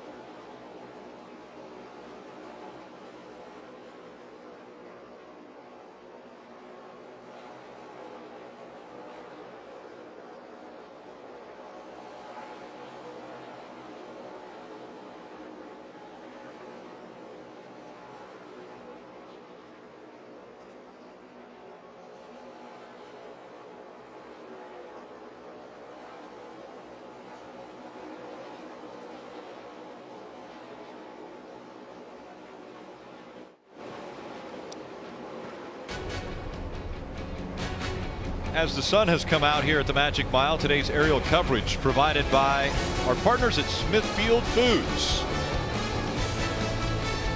NASCAR fans, don't miss a race. Visit NASCAR.com/calendar to download the official 2015 season schedule. Get pre-race reminders and find out all your broadcast information. Denny Hamlin, an impressive run. Now, after all of the pit stops have cycled through, there are 13 cars on the lead lap. Those include Brian Scott running second, who's 4 seconds back. Austin Dillon is third, 5 seconds behind. Kyle Busch is fourth, 7 seconds back, and Brad Keselowski fifth, 8 seconds back. But really an impressive run for the 20, Jeff. No question, had a lot of speed. You see right here, he's underneath Chris Buescher. Chris Buescher sees a slower car on the bottom, tries to maybe pick him a little bit. Hamlin's having nothing to do with it. Hamlin threads the needle, takes the spot, puts Buescher a lap down. Also the 62 and Ryan Reed, 16, also going a lap down as they were coming off of pit road. A lot of race strategy being discussed on the 20 radio. Here's what they had to say. At the same mileage, we are good by 1 lap. Do me a favor and save some fuel for a green-white checker. I love it. Already thinking ahead. I love it. Crew chief is thinking 65 laps to go. We have a 4-second lead. If we're going to start saving, let's save now. The chance of this going green all the way at the end is pretty low. We have a 4-second lead. We can give a couple of those seconds up. Denny Hamlin's a pro. He knows how to save gas, especially the track that you use some brakes. He can lift a little early, roll down in the corner, use a little less brake, use a little less fuel. Jeff, as a driver, is this what you enjoy about racing? We have seen Daniel Suarez in the 18 and Ty Dillon battling for position virtually the entire race. Well, you get tired of seeing the same guy. To be honest with you, you want to be working your way forward and trying to pass new people because that means you are going forward. But you know, having a chance to race like these guys are racing right now, rather than just racing the racetrack, that's so much fun. Trying to drive underneath somebody. You see the 7 car of Reagan. He's got to make this stick. We've seen that work be so hard for everybody. So they're going to be 3 wide off the corner. That's always a little stressful. Regan Smith in the 7 is almost in the middle of all that. It seems like you always get in those moments with your teammate. You know, the 7 of Regan Smith is underneath his teammate, the 9 of Chase Elliott. So when you get underneath there, you have to be a little more cautious. The last thing he wants to do is take his teammate out. Why he's being cautious, the 6 of Darrell Wallace Jr. has driven inside Regan Smith and wants to take that position. Darrell Wallace Jr. as they go to turn number 1, ducks down low, almost down to the apron as they enter turn 1, and Darrell Wallace Jr. will pass Regan Smith. So Bubba goes to 10. Chase Elliott just in front of him. You know, while all this is going on, we talked a lot about Chris Buescher and the day he's had, and Hamlin being able to beat him either on pit road, off pit road. But what's happened through this whole cycle is now Chris is no longer the free pass car. Brendan Poole has gotten by him. So if the caution comes out right now, Brendan Poole is the free pass car, and Chris Buescher will still be a lap down. So every position counts. And you can see right now this hole of being further back in this race, and they need to be racing for a championship, keeps getting bigger and bigger and bigger. Chris Buescher still running in the 12th position, even though he is a lap down. Now Chase Elliott has his buddy Bubba Wallace to the inside of him, trying to take that spot away. I'm not sure of the changes that the 6 made in the last pit stop, but I'm a favor of them because this car is entering the corner nice and deep. But what I really like is right here in the corner. The 6 drives underneath the 9, but look at the 6 rotate and leaves the line. That gives him some room on exit. He can power up a nice straight exit. That rotation of the 6 car, he didn't have that in the first run of the race. So the improvements on the 6 on that last pit stop, those would be an A+. Some of the younger drivers here with Darrell Wallace Jr. He's 21 years old. Chase Elliott only 19 years old. Ryan Blaney, another one of the 3 that are friends that race together week in and week out. As we see, Regan Smith was able to get by the 9 of Chase Elliott. No one's been able to get by Denny Hamlin, though. He continues to set a blistering pace at New Hampshire. He's got a 3.9 second lead over Scott. And it looks as though the caution flag will come out for the 5th time. We were hearing debris in turn 3 earlier. I wonder if NASCAR has spotted something on the racetrack that warranted that yellow flag. Looks like the top of a water bottle. And so that was on the track. NASCAR decided it was time to throw the caution. And I think this caution is going to save some folks. Not only is it going to help some guys stay on the lead lap, Brendan Poole's going to get the free pass, but when Chase Elliott came to pit road, I had a bad feeling in the pit of my stomach for the 9 that was awful early to come to pit road. And I've been working the mileage out up here, and there's no way that if that's when they needed fuel, that car was going to make it to the finish. So I do expect to see some cars pit here, even though it seems a little unconventional to pit with only 20 or so laps on your tires. If you're going to pit, now's the time. We've seen this at New Hampshire time and time again. You can't wait to the last caution because people aren't going to pit. And there's also only 10 cars on a lead lap. So if you do pit, you're not going to get beat by a lot of people that stay out because there are only 10 cars on a lead lap. Last year, Brad Keselowski pitted on lap 141 and ended up winning the race. We have just completed lap 141 and the caution has come out. So reason we keep all those stats. That strategy will come into play, or it has worked in the past, potentially could work again today. And the other strategy that's going to happen is if all the leaders pit, then you have this group of cars like we talked about with Chris Buescher. He's going to stay out and get the free pass. He'll now be back in the lead lap and hope for another caution, so hopefully he can go gain some spots later on. So this caution could be timely for him as well. And this is loud. When we talk about coming to the New Hampshire Motor Speedway, every crew chief has heartburn in the last fuel run, because what happens is they start to split the field up. 5 cars will pit, 10 cars will pit. We're going to have more cautions. I would bet we're going to have more cautions from here to lap 200. So with 9 or 10, 11 cars in the lead lap, when do you want to come? I would come now and put my tires on. And if you're Denny Hamlin, because there right now are only 10 cars on the lead lap, do you come because of that fact that there are only 10 on the lead lap? Only 10 cars are able to come onto pit road this first time. Well, the other issue Denny Hamlin has is he spun earlier. Flat spotted set of tires. He had to put a set of tires on earlier than everyone else. So this, he has to decide what he wants to do. Denny Hamlin stays on the racetrack, but we have some takers behind him. Brian Scott in the 2 came to pit road, as well as Kyle Busch and Brad Keselowski. Marty. Rick, Mike Hillman Jr. told Brian Scott, we're coming no matter what, because I feel like I've not done a good job of keeping up with the racetrack. Based on how many cars come, we'll put on 2 or 4, because so few cars came. They're going to put on 4 tires here. You saw them go up on the track bar as well. He said, car just too tight. Kyle Busch also on pit road with 2 tires for him, Mike. Brad Keselowski still very loose. They're going to make a 4-tire change, also a track bar adjustment, trying to tighten him up just a little bit. A little slow on the left front, but he's away now. Kyle Busch wins the race off of pit road, but only 2 tires, where Brian Scott got 4 tires, came off of pit road second.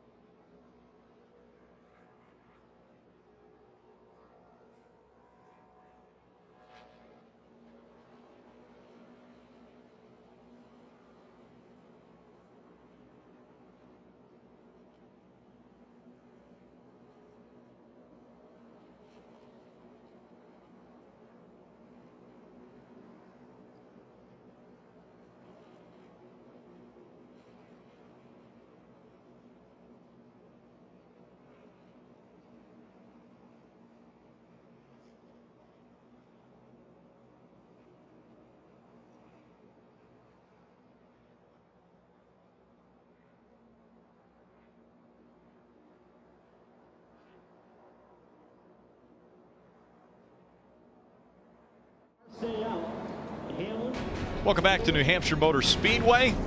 We have just 55 laps remaining in today's event. Take a look at that beautiful car. That's the Toyota Camry on-track car. Jeff Burton will be behind the wheel on Countdown to Green tomorrow, taking us around a racetrack where he is very, very familiar with getting to victory lane.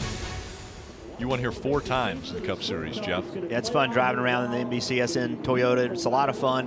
Hopefully we can show some stuff tomorrow that you've never seen before. Rick, I love the cars that came to pit road on this caution. I think that's absolutely what you want to do is you want to come get tires. But I completely disagree with the 54 coming to pit road and only taking right side tires. If you look right here on your screen, you see the 54. He's the second car on pit road. He only has 1 car he can pass, but the bigger key is there's only 1 car even in frame behind him. Look how far back it is to the other 4 cars coming on pit road. That is going to be 8 or 10 seconds on pit lane. If you're going to come in with that much of a gap behind you, you need to take 4 tires, Marty. I don't like to call for 2. Well, and Steve, I just talked to Chris Gale about that, and he said, well, absolutely was a miscommunication between he and Kyle Busch. Initially, the plan was for 4 tires. That's what Chris called for. They also have a hand signal that Kyle Busch can give. When he came down, he accidentally gave the hand signal for 2 tires instead of 4, so they went with 2 instead of 4. It's a last-minute audible. That's why that happened. Well, I know they probably had a hand signal, but if I was the crew chief, I would be screaming on the radio. At some point, you have to take control. I know it's hard when you have a NASCAR talent like Kyle Busch. You want to give him what he wants. Here's what he had to say on the radio. Unbelievable. Why would I come down pit road for 2 tires when every other around us takes 4? I agree with you, but we had the signal there, and that's why I went with it. The signal. I don't like signals. Screwed it up. I mean, here's the thing. I know you don't want everybody in the world to know what you're doing, but sometimes you just need to keep it simple. And this is one of those times that, listen, 4 tires was the call. Maybe they'll still win on 2 tires, but they're not going to win because of 2 tires. They're going to win because they have a great car and Kyle Busch does a great job. That was a mistake. They really needed 4 tires. And just to be clear, the reason for the signal is because if you come down pit road with all the leaders and you don't want them to know, so that signal is just, hey, we're kind of keeping this quiet. I want 2 instead of 4. They saw the signal. They went with it. To Steve's point, crew chief should have just said, you know what? We got to have 4 right here. I'm going to go over your head. We're doing 4. Top 3, Denny Hamlin, Austin Dillon, Darrell Wallace Jr. They stayed on the racetrack. Kyle Busch was the first off of pit road. He only changed 2 tires. The 2 and 22, they changed 4 tires. It's Brian Scott and Brad Keselowski. Denny Hamlin, Austin Dillon, Darrell Wallace Jr., Kyle Busch, Brian Scott, the top 5. Coming out of turn number 4, green flag back in the air.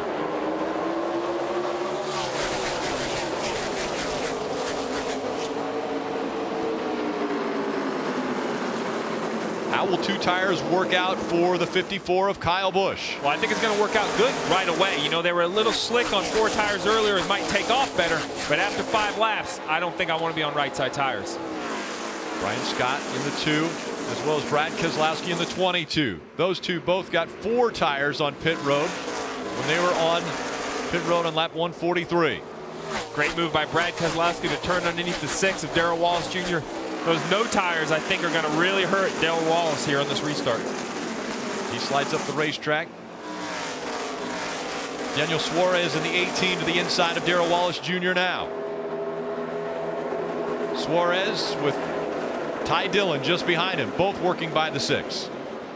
And the only a little contact there. Ty Dillon got into the right or the left side of Darrell Wallace Jr. as they were going through the turn. And Rick, that's what's going to happen. You know that car is out there on old tires. If you're Ty Dillon, you have to push the issue. If that means you got to slide up and put a little fender on them with only 50 laps to go, you cannot waste laps, can you, Jeff, to get by these older cars? No, you can't. But on new tires, believe it or not, that's when it's the worst. That's when you slide the worst. This racetrack is terrible with new tires for a little while. So you want to be aggressive.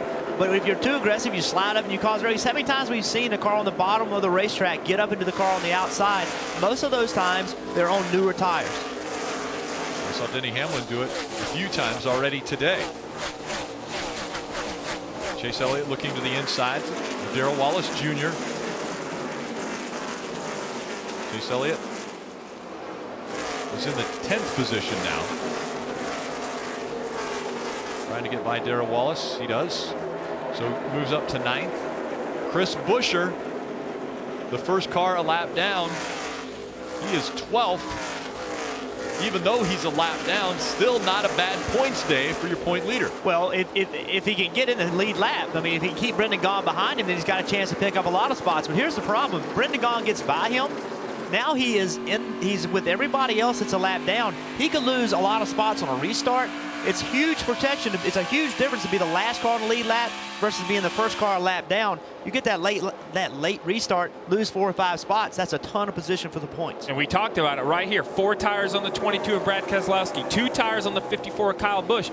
Even with 47 to go, with that many laps to go, Kyle Busch is feeling the heat from Brad Keselowski. He knows those tires are better, and Brad is doing a great job of using them. This race has really fallen right in Brad Keselowski's lap so far. How early do you have to take advantage of those 4 tires before they equal out? I mean, will there be a point where those 4 tires aren't as good? No, I think tires are a little bit, if anything, they're the worst at the start of the run until they get heat in them. Once those 4 tires get heat, you see Brad Keselowski on the inside of Kyle Busch back there. In front of them, Austin Dillon, he's putting pressure on our leader, Denny Hamlin, because he hears his spotter say, the 22's coming, we got to go. There's 46 laps to go in this race. If you're going to try to win this race, you need to get some space on those tires. They stay side by side, racing for that 3rd spot. Brad Keselowski has it now as Kyle Busch drops back to 4th. Kyle got way up the racetrack, get in the corner, just had to kind of quit the fight. He had to more save his car than he could continue the fight. Denny Hamlin with Austin Dillon. Hamlin in the 20, Austin Dillon in the 33. 1 and 2. The gap just 0.2 of a second between these two. And they better be careful because Brad Keselowski has cleared the 54 of Kyle Busch. Now that he's in clean air, I want to see the lap times. I want to see how quick Brad Keselowski can run the 2 leaders down. And don't forget Brian Scott. You see Brian Scott at the back of the picture right there. He's on 4 tires as well. So we've seen all day long he had a fast race car. If he can get by Kyle Busch, now he's in a good spot as well, sitting on 4 new tires. Last time by the start-finish line, Brad Keselowski was 0.9 of a second behind race leader Denny Hamlin. But he ran 0.3 of a second faster than the leader. That 0.9 of a second is not going to last very long. I don't think it's a question if Brad Keselowski is going to catch the leaders. It's just a question of when and how quickly he can get by them. The 22 team has already won 4 races this season. Joey Logano has 3 of the wins. Brad Keselowski has the other. And they're chasing the 20 down to see if they can add a 5th win to the resume. Denny Hamlin out front in New Hampshire.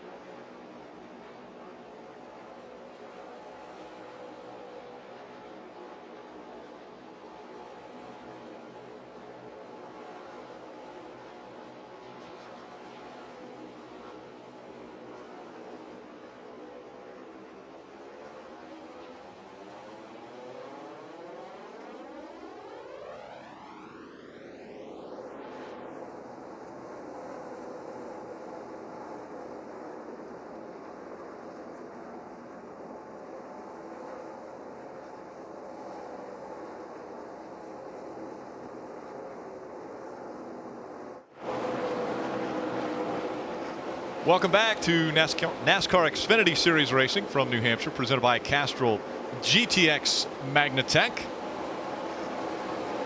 3 times the Shark and 3 times the NATO. Catch Brad Keselowski and Joey Logano in Sharknado 3. Oh, hell no. Wednesday at 9, only on Sci-Fi. That's the race for the lead. Denny Hamlin has it. Austin Dillon still within 0.3 of a second of him. The guys that changed 4 tires, Brad Keselowski, Brian Scott still back behind. You see the race for the free pass position is always really interesting. You see right here, Brendan Gaughan and Chris Buescher racing. Watch them get into turn 1. A lot of contact right here. Got a smoker, the 2 of Brian Scott. Brian was running 5th, and now onto the apron, and the caution comes out. Oh, the decisions that have to be made now. 35 laps to go. A tough break for Brian Scott. Had a good solid run going. We've seen that a lot this year. We've seen him run really well and just not be able to get the finishes. It's kaboom. And that's on the radio. Yeah, that's bad communication. It kaboomed. Engine's not running. Now you just see here off turn 2, the white smoke is a bad sign of oil and water and hot exhaust coming in contact, and none of the 3 should be in contact. Something's obviously let go under the hood. The engine's expired, and there's just nothing a driver can do at this point.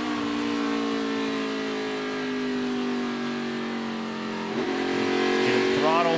30-28. 30-28. It's like Jack Roush used to tell me, it's never good when they let the smoke out. Smoke's supposed to stay in the engine. Unfortunate for Brian Scott. No, it is really unfortunate. Brian Scott has led more races than, or run in the top 5 of more races to not get a win. When I think of guys that really just deserve a win, not only because of how fast they are, but consistently how fast they are, Brian Scott continues to come to mind. You hate to see, I mean, there's nothing he or the team, you know, engine failures happen in this sport, but it's got to be disappointing. This is the 4th DNF for Brian Scott in this season. It's the 2nd time that an engine has expired for him. The free pass is going to go to Brendan Gaughan. Chris Buescher was not in the free pass position. Gaughan had gotten by him, so Brendan Gaughan will get the free pass. Now, Brad Keselowski in the 22 running in the 3rd spot. Here's what they had to say on the radio. Buddy, we got, you'll be 30 to go at best when you get going. We got a sticker left and, you know, a 20 lap right. I think the guys up front might have made their bed. You're 20 laps better than them on tires, so this is kind of what we needed to take a shot at them. I think he's absolutely right. I think Greg Irwin makes a great point. What he meant when he said the leaders have made their bed is when they stayed out on that last caution, they decided that they weren't coming to get tires. If you were going to get tires, the caution just outside of 50 to go was the time to come get them.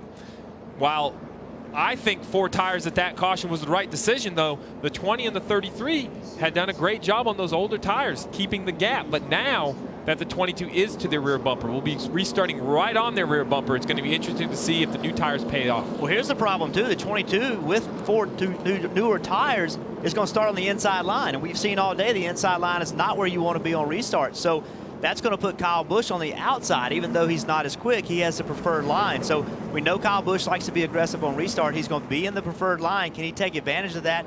And can Hamlin hold him off? And don't forget, Hamlin's run him up the racetrack 2 times today already. Right. So, you know, Kyle Busch will have little patience. And what this will do is look behind that row. You have Regan Smith, who also put on 4 tires at lap 143. Chase Elliott put on 4 tires at lap 143.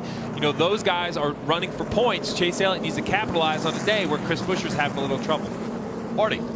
Let's chat with Chris Gale. And from where you're at, Chris, with just the 2 tires, any shot for you guys to get up there and steal the win today? Yeah, I think so. I mean, we had decent speed there towards where the balance was off a little bit with 2 tires, but towards those last few laps, it started coming in pretty good. So I think we got a shot. You know, as eventful as the day's been, we still have a shot in the end, and we can't lose focus and lose sight of that. And what exactly happened on the pit stop? How does all that go down with the hand signals and all that? We just had our communication mixed up with some signals that we had given and talked about before the race, and it was just backwards, and so we just missed that. In the end, it isn't a big deal. There's only 20 laps on left side tires, and I think you can see the guys without tires are right there just as good, so we'll be fine. One point he made to me too earlier, Rick, is the fact that tires haven't worn a lot this weekend, so maybe it might not hurt Kyle Busch that much, but we're definitely going to see a show here, see if they can pull off the win. Yeah, absolutely. Denny Hamlin in front. Austin Dillon will more than likely start on the inside of the front row. Then you'll have Brad Keselowski and Kyle Busch in row number 2. Mike? Denny Hamlin's crew chief, Mike Wheeler. Now, obviously, this is crunch time. What are you expecting on this restart? Hopefully, let's take the lead. Our lap times, they were pretty good, so nothing really we could do there. I knew whatever we did, people would do the opposite, so I knew we had good tires and the car was good, so we just figured to stay out. Concerned at all? There are some guys behind you, Brad Keselowski to name one, with fresher tires? Yeah, no doubt. But that's racing, I think we had the best driver and best car up until the cautions, and now it's back to a race, so we'll see what we can do. Well, one thing's for sure, Kelly, Mike Wheeler knows all about the New Hampshire Motor Speedway. Before he became a crew chief down south, well, he was up here in the north crew chiefing on a modified. Well, disappointed is probably an understatement for Brian Scott, running in the top 5 when the engine let go. What were you thinking as you're getting pushed back to the garage? Just another disappointing day for this number 2 team. I got to thank Kraft Velveeta, Kraft, Albertsons, all of our partners for coming on board. Not the day we wanted to have with this Chevrolet, but it just seems to be the story of our season. We've got a lot of bad luck. I felt like we were a second place car. Came in, took 4 tires, and tried to make an adjustment there to challenge for the win. It just seemed like when the sun came out, we were just too tight. And we were going to have a good day, top 5 day, but we tried to roll the dice and win, and it seems like our bad luck just continues. A strong run for sure. Was there any indication that there was an issue? No, the engine was running around 260, so I'm not sure if that led to it. But proud of everybody, RCR, ECR. We had a fast car.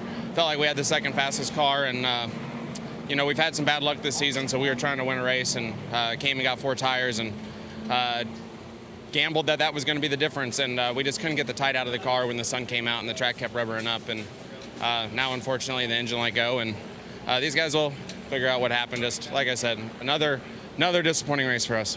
Thanks, Brian. Rick? Thanks, Kelly. Well, tomorrow on NBCSN, Sprint Cup Series racing from New Hampshire, presented by Pixels. Coverage begins at 12 p.m. Eastern on NBCSN. I hope those Sprint Cup crew chiefs are watching this Xfinity race and listening to Brian Scott. We had overcast practice for the Sprint Cup Series today. The second one shortened a little bit with rain. You heard Brian Scott say his car was driving pretty good until the sun came out and the rubber went down, and then it got tight. I think tomorrow is going to be about who adapts, who makes the right adjustment from an overcast practice to a sunny race. And then also they're paying really close attention to how these 4 tires on Keselowski compare to the no tires on the 20 of Hamlin. So all the crew chiefs for tomorrow's race, trust me, they're watching this race and paying close attention.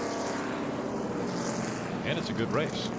It is a good race. We've seen some great racing. Denny Hamlin, after getting sideways early in the race, lap 23, had to go to the back. They fought to the middle, used some pit strategy, got back up to the front, and tried to hang on to it.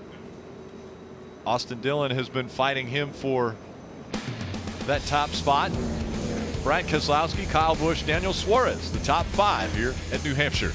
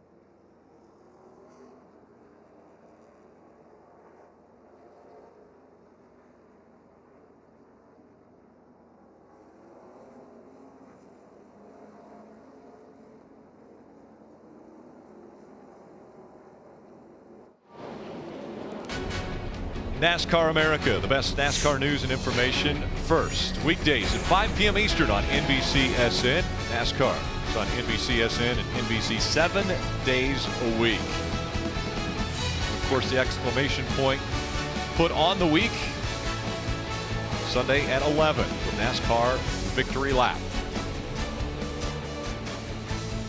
The 20 of Denny Hamlin already thinking strategy for the final 27 laps. Here's what they said on the radio. All right, bud, a little FYI for you. 22 ran a couple laps fast, about 5 laps, 10 laps ago faster than you, but then he broke even. And honestly, the last 3 laps he was starting to fade again, so I think we'll be okay there. They're already looking back at the 22 with fresher tires. Denny Hamlin, Austin Dillon, 1 and 2. Hamlin chose the outside line for the restart. Austin Dillon on the inside. Back behind him, Brad Keselowski, Kyle Busch. Back underway in New Hampshire.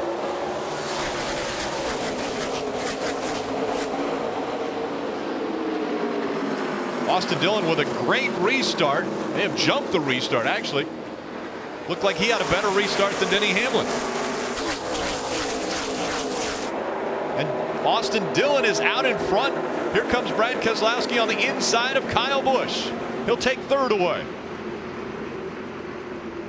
NASCAR will be looking really closely at that restart to make sure the 33 of Austin did not jump the restart. We'll see if there's a call.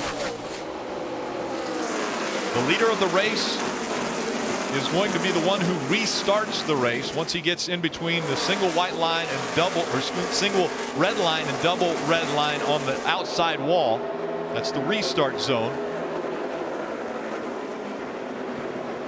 So Austin Dillon out in front, Denny Hamlin running 2nd. Brad Keselowski 3rd. The fight on for 4th now. Here comes Daniel Suarez. Looked to the inside of Kyle Busch. Couldn't get by him.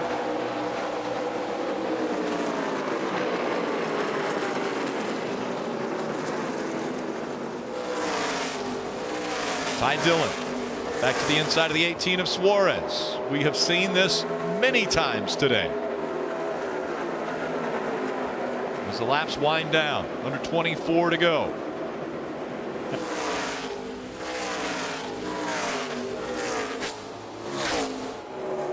Suarez still has the advantage. Ty Dillon tucks in behind him.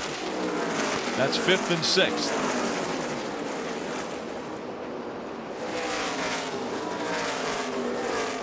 Two-tenths of a second lead for Austin Dillon in front of Denny Hamlin after that restart.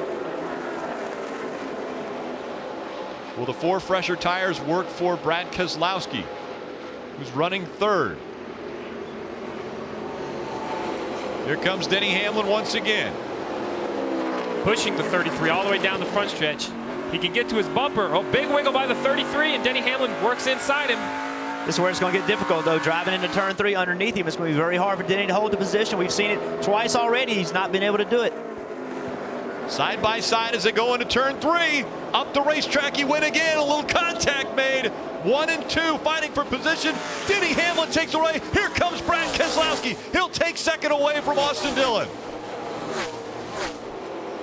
And Kyle Busch follows suit. He moves into the 3rd position. That contact in 3 and 4 allowed the 20 of Denny Hamlin to take the lead away from Austin Dillon. Again, that's just good hard racing. The 20 had to drive it in the corner. It's 21 to go, man. You got to go. Got up the racetrack, got to the side of Austin. I know Austin's not happy about it.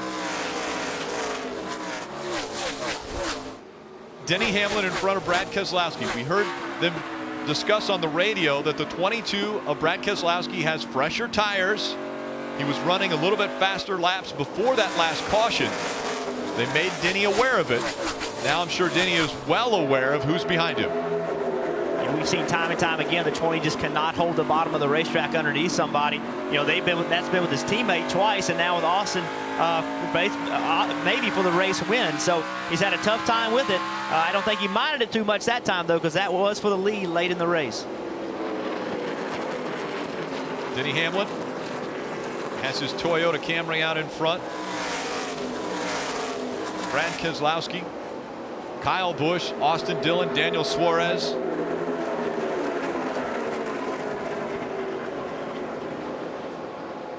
see these guys racing really hard here for the third spot. Dillon grabs it back from Kyle Busch. So you see Hamlin coming out, start finish line, is going to make a move. Going to turn underneath Austin. Right at the middle corner. Austin gets up the racetrack just a little bit, gets tight right there. Looks like it's loose actually. The 20 of Denny Hamlin drives underneath him. We've seen this picture before. Now he's in a tough spot. This is the only spot he can take, but getting into the corner right here is really tough. See the back of the car roll around.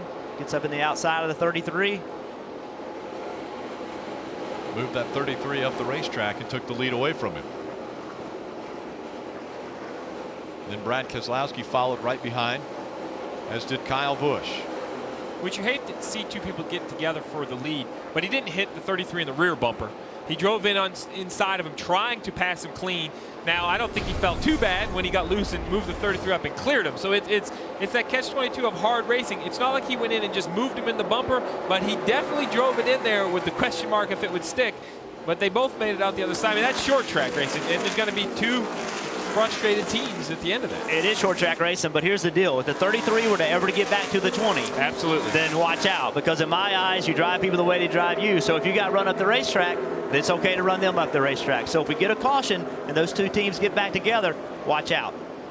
We have just 15 laps remaining in the Lakes Region 200 as Denny Hamlin crosses the start-finish line. And we had mentioned the big three at the top of the show: Denny Hamlin, Brad Keselowski, and Kyle Busch. They're running 1, 2, and 4 now, Jeff.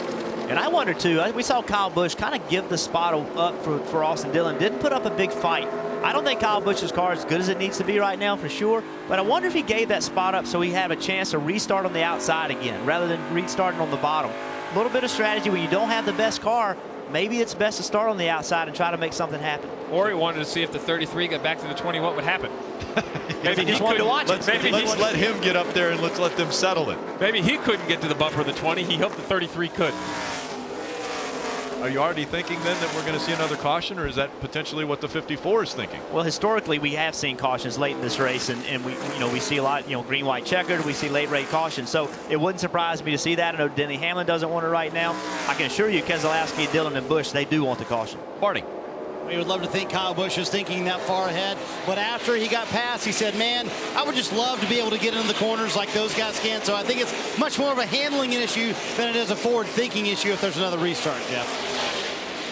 And I'd like to blame the older left side tires on the 54 and say that left rear is wearing getting into the corner.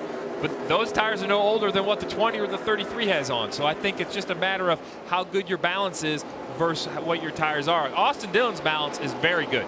He went up the racetrack, lost the lead, but he has got by the 54 and he has run down the 22 of Brad Keselowski. And if he can get by Keselowski, and we did have a late race restart, he would probably start on the inside of Hamlin, because Hamlin will take the outside and then watch out. So, right, this is the way that Dillon's thinking about it. This is a chance to win the race. He's got to get by Keselowski. He's almost got to assume the 22 is the leader to be able to get that track position to try to make something happen if a caution comes out.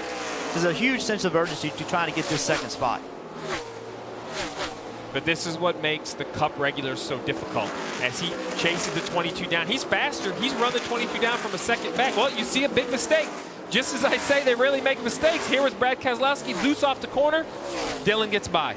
A bobble by the 22 allows Austin Dillon to take advantage, and now he will try to reel back in the 20 of Denny Hamlin. And Denny Hamlin was able to get by the 33 by putting a fender to him. If I'm Denny Hamlin, I'm nervous because I'm not sure the 33 is going to get in to catch me in the left rear. After getting moved up the racetrack, if he can get to my bumper, I'm thinking I'm dry. Jeff, do you think that? Do you think I got to get in this corner deeper because he's going to move me? Oh, he's seeing red right now. He sees that 20 in front of him. He's seeing red. He wants some of that. So I definitely believe that if the caution comes out, he's going to do whatever he can to win this race. Here was something that the 33 team had to say on the radio just moments ago. Get to it today. You always want the ball. If you don't get to him today, well, you'll him tomorrow. All right, well, he's got 9 laps to catch him, and he's closing the gap. It was 1.1 the last time by. We'll keep an eye on that to see if he is going to be able to catch up to the 20. 9 laps to go. 1.1 seconds separated them the last time by. Look, here's the thing. It's good hard racing until you're the guy that got knocked out of the way, right? That's right. We all expect short track racing to be full contact. We all expect it, but when you don't feel like it was clean, you don't feel like the guy even gave you a shot, a chance, then it makes you mad. So I guarantee you that 33, he wants an opportunity. He is praying for a caution. If you get a caution, it's game on. And I know it doesn't seem like much, but as the 20 catches these lap cars, I know he's going to get by him quickly, but this track is very narrow, very flat. There's not a lot of room. You really want your preferred groove. As they catch these cars, like that hurt Austin Dillon to have to run a line lower off the corner. Denny Hamlin cleared him in the middle of the corner. As they kept these lap cars, it's really going to make a difference on whether they can close the gap or not. Dillon was faster that last lap than Denny Hamlin, but there's still a 1 second gap between first and second. 7 laps to go. And they catch another lap car into turn 3. This time, this lap car makes the 20 run a little lower than he has been running. Austin Dillon's running in his lane. It'll all be where the 33 catches this lap car off the corner. It's Peyton Sellers in the 97 in between first and second. And the gap that time by 0.8 of a second. 6 laps to go at New Hampshire. Is there enough time, Jeff?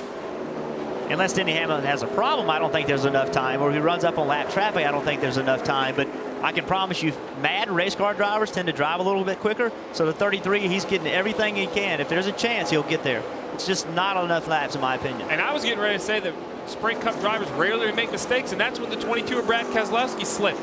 So that's what Austin Dillon's looking for. He's looking for Denny Hamlin to get in the throttle just a little too hard, catch that paving seam just a little awkwardly. One wiggle, and the 33 will be there. They continue to stay about the same distance apart. Last time at the start-finish line with just 5 laps to go, it was 0.8 of a second. As they come out of turn number 4, that's the gap between race leader Denny Hamlin and Austin Dillon.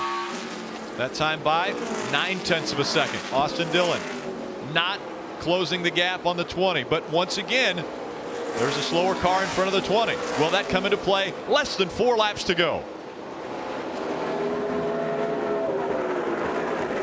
The problem if you're Austin Dillon is you're chasing one of the smoothest drivers in the series. You know, think about Denny Hamlin. You know, the racetracks that he runs really well on, they're kind of finesse racetracks. They're tracks that you have to be disciplined. So I don't think you can count on Denny Hamlin making a mistake. You have to hope somebody makes a mistake that affects Denny Hamlin. I don't think it's going to be a self-induced problem. 3 laps to go. Joe Gibbs Racing continuing the momentum they had from a week ago at Kentucky. Denny Hamlin leading, Kyle Busch running 4th, Daniel Suarez in 5th. Austin Dillon 0.8 of a second back.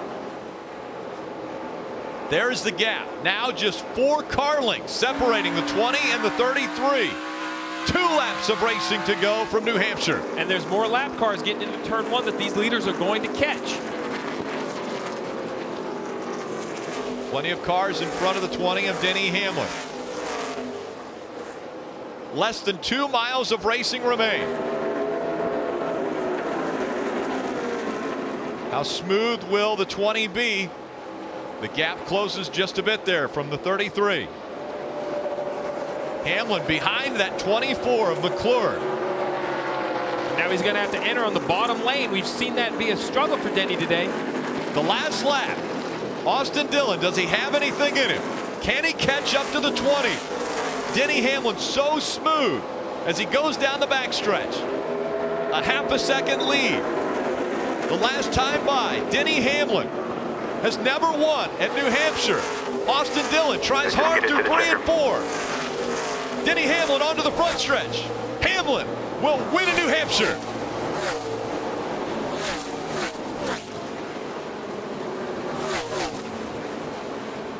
The 4 tires for Brad Keselowski. Didn't work out this time. He finishes 3rd. Kyle Busch is 4th. Daniel Suarez, a top 5 finish. You won. Bad news is I need the motor, so just take care of it best you can. Multiple uses of the motors in the Xfinity series. We just heard, I need that motor, so take care of it. I'm guessing that the celebration might not be as big as what Denny Hamlin would like to do. We just saw Austin Dillon get a little bit close to the 20, but it didn't look like any ill feelings there, at least with the cars. You know, Austin's been around this sport for a long time. He knows if he starts crashing his car after the race. That just means work for his team. So, that's not really the way to show displeasure. It puts more work on your team, and it really doesn't change the result. An impressive run for Denny Hamlin. Led 145 of the 200 laps. And remember, on lap 23, he and Kyle Busch went to the back of the field. Denny Hamlin was trying to pass Kyle Busch for the lead. At lap 23, he got sideways, took himself and Kyle Busch out of the top 2 positions. I'm not sure Denny got the message. Is that taking care of the engine? Well, you can spin the rear tires without getting a lot of RPMs on it. So he's probably not hurting the engine, but it looks like he is, but he's probably dragging the front brake a little bit here. And just hurt it again. Yeah, he's not hurting the motor. Take it easy on the motor. Dave Burns. Catching up with Austin Dillon now, who watches Denny Hamlin do the burnouts. Lap 179, he puts the bumper to you. Good racing or something else? What'd you say? If he put the bumper to me? Yeah, good racing or something else, Austin? I wasn't good racing. I hadn't raced him all day. He was nervous or something. Got to get back around me, just moved me up the track.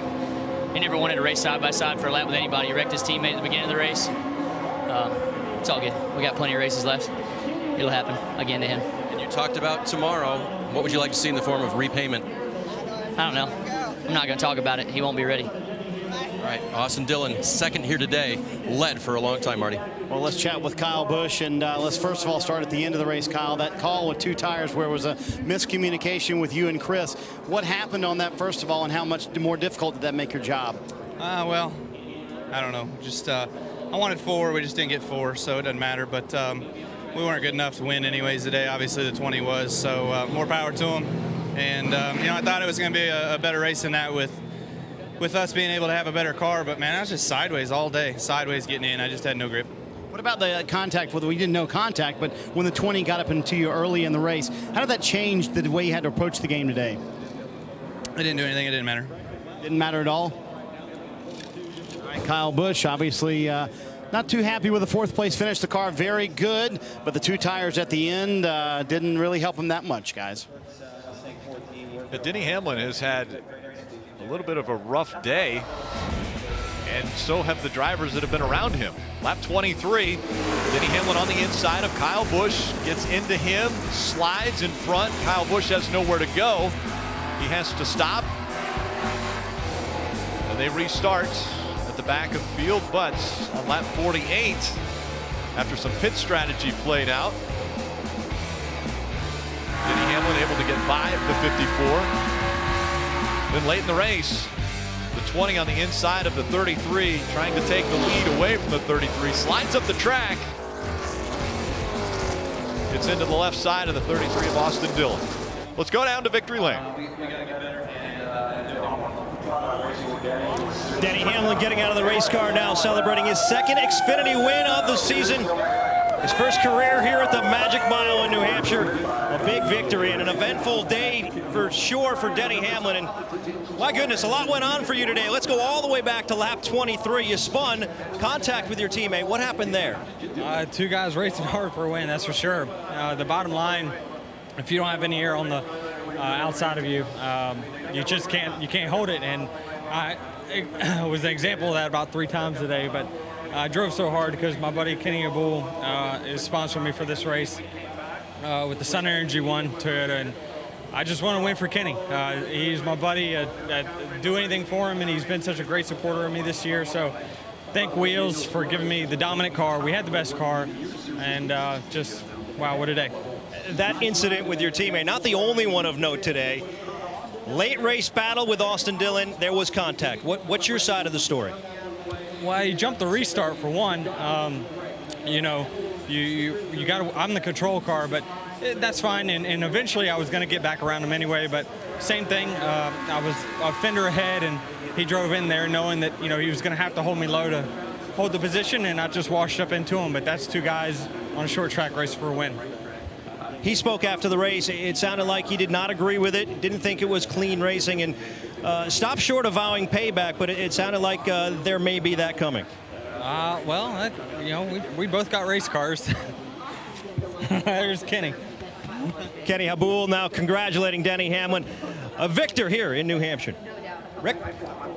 Yep, Kenny Habul obviously happy about the finish of that race. Take a look at the unofficial results. It's Denny Hamlin, Austin Dillon, Brad Keselowski, Kyle Busch, Daniel Suarez. Denny Hamlin gets the win. As we continue to look through the unofficial results, do you guys feel like that was justified contact as a driver trying to take the lead?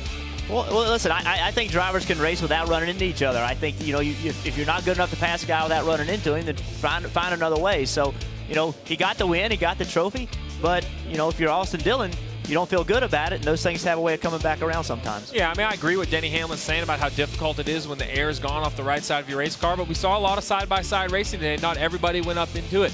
Now, Denny had the lead for most of the day, so maybe that aggressive driving helped him out, but you do have to question at times when it's the first time they go in side-by-side and they bang doors. Obviously, Austin was unhappy about it. Denny disagrees. He's in victory lane. This is a story I've seen in short tracks for years in the past. We're going to see it for years to come. Well, and I'd refer back to, we saw Daniel Suarez and Ty Dillon all day side by side, changing positions, and there wasn't contact there, but they weren't racing for the win. Well, remember, there's no rule about running into each other, okay? It's you know, we've heard Brian France say, hey, this is a contact sport, okay? There's no rule against it. It's more a code. It's more a driver code. What is your code? Just because I had a code, that doesn't mean it's right. For me, I had a way I wanted to race, and I wanted people to race me that way. But everybody has their own way of doing it. We saw Denny today got very, very aggressive, made a few people mad. We'll see if that comes back. You just never know. And Denny's resume on the short tracks, Martinsville, very successful. Richmond, very successful. Now here today at Loudon. So how he chooses to run these short tracks, while it can be controversial to some of the drivers, and it was today, it did put the 20 in victory lane. You mentioned resume.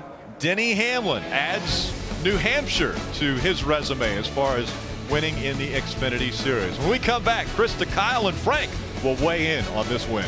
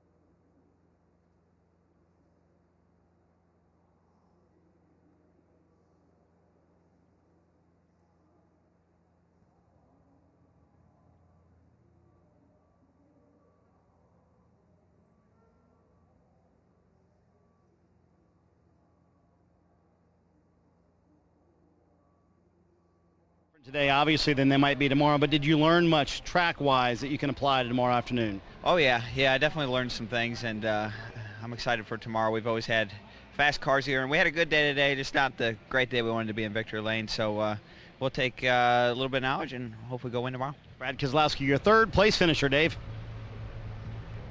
Marty, fifth place for Daniel Suarez. Describe your very eventful day. We were watching.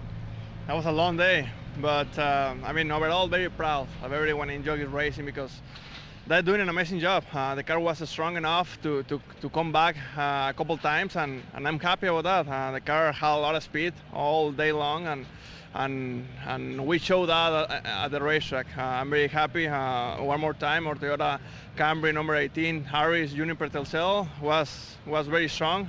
We have a lot of speed, so we have to keep working and keep learning. Even without an alternator. And that was a tough one. We didn't have a lot of blowers, a lot of AC. It was a tough race, a long race, like I said, but thanks to a good balance, to a strong car, we make it, we make it work. We made it happen, and for now we have to just keep working, change the pace, and see what we got for next week in Indy. Hang in there, Daniel. Kelly? Chris Buescher lost 5 points off his championship lead to Chase Elliott with that 14th place finish. What were you battling out there?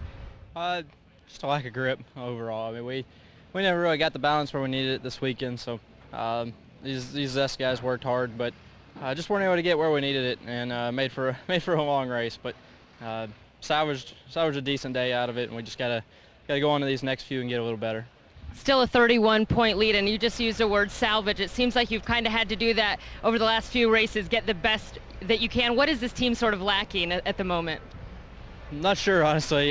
Kentucky was a rough one for us last year, and so we knew going back there would be a little bit of a struggle. And I think we got better there, and this race here just this weekend hasn't been where we needed it to be. So we'll go back and work on it and see what we can't come up with.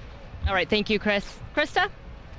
Thanks, Kelly. Yeah, Chris Buescher lost a few points. He still has that 31-point lead, so he lost 5 points total. Chase Elliott and Ty Dillon both able to make up ground there. You see Brian Scott falling quite a bit in the Xfinity Series standings. But the story everyone is probably going to be talking about around the water cooler tonight, tomorrow, especially leading into the Sprint Cup Series race, is what happened today between Denny Hamlin and Austin Dillon in the closing laps. Yeah, you see Denny get down in the corner here. You see Austin, pretty good position right here. He slips just a little, and as he turns, Denny gets up under him right there. Denny's got the position right here. Now, as we go down into turn 3, remember they go over these bumps right here, but as they go down into turn 3, they're not, neither one of them is going to back out of it at that point. Denny just gets in, slides up into the quarter panel, and with 23 laps to go, you got to make something happen. I'm going to give Denny the benefit of the doubt here. Just at this point in time, you're going for the win. Yeah, and at that point, I will say this. He didn't drive down into the corner and jack him up and put him off into the wall or something that we've seen before, right? Yeah. He really went down in there trying to race him side by side, and he just drove in as high as he possibly could. I think the reason everybody's beating him up a little bit right now is because he also did that to his teammate twice earlier in the race. And so because of that, you're going to say, wait a minute, at some point, don't you know enough to drive the car and not do that? I think the one earlier in the race was just a dead mistake. I mean, he just got in there too hot, got in the cow. But this one right here, he had to make something happen. He caught the 3 car out of Austin Dillon. He had to make something happen. He's as good a flat track racer as there is. I give that to him. And I'll say this, that if Austin had been in that same position, was on the inside, he would have drove it down in there, and he might have gotten loose and taken Denny out. Well, Austin has said there will be payback. They are both on the track tomorrow for the Sprint Cup Series race. We will have that. We will be here at noon Eastern for our coverage. This could have chase implications. Austin Dillon does not have a ticket in the playoffs. Denny Hamlin does. Does it happen here at New Hampshire? You have to tune in to find out. Next here on NBCSN, IndyCar Series qualifying from Iowa, followed by the IndyCar race. We will see you here at New Hampshire tomorrow. This copyrighted telecast may not be reproduced, retransmitted, or used in any form without the authorized written consent of NASCAR Broadcasting. NASCAR would like to thank all of our loyal fans for your continued support, and we hope you enjoyed today's broadcast.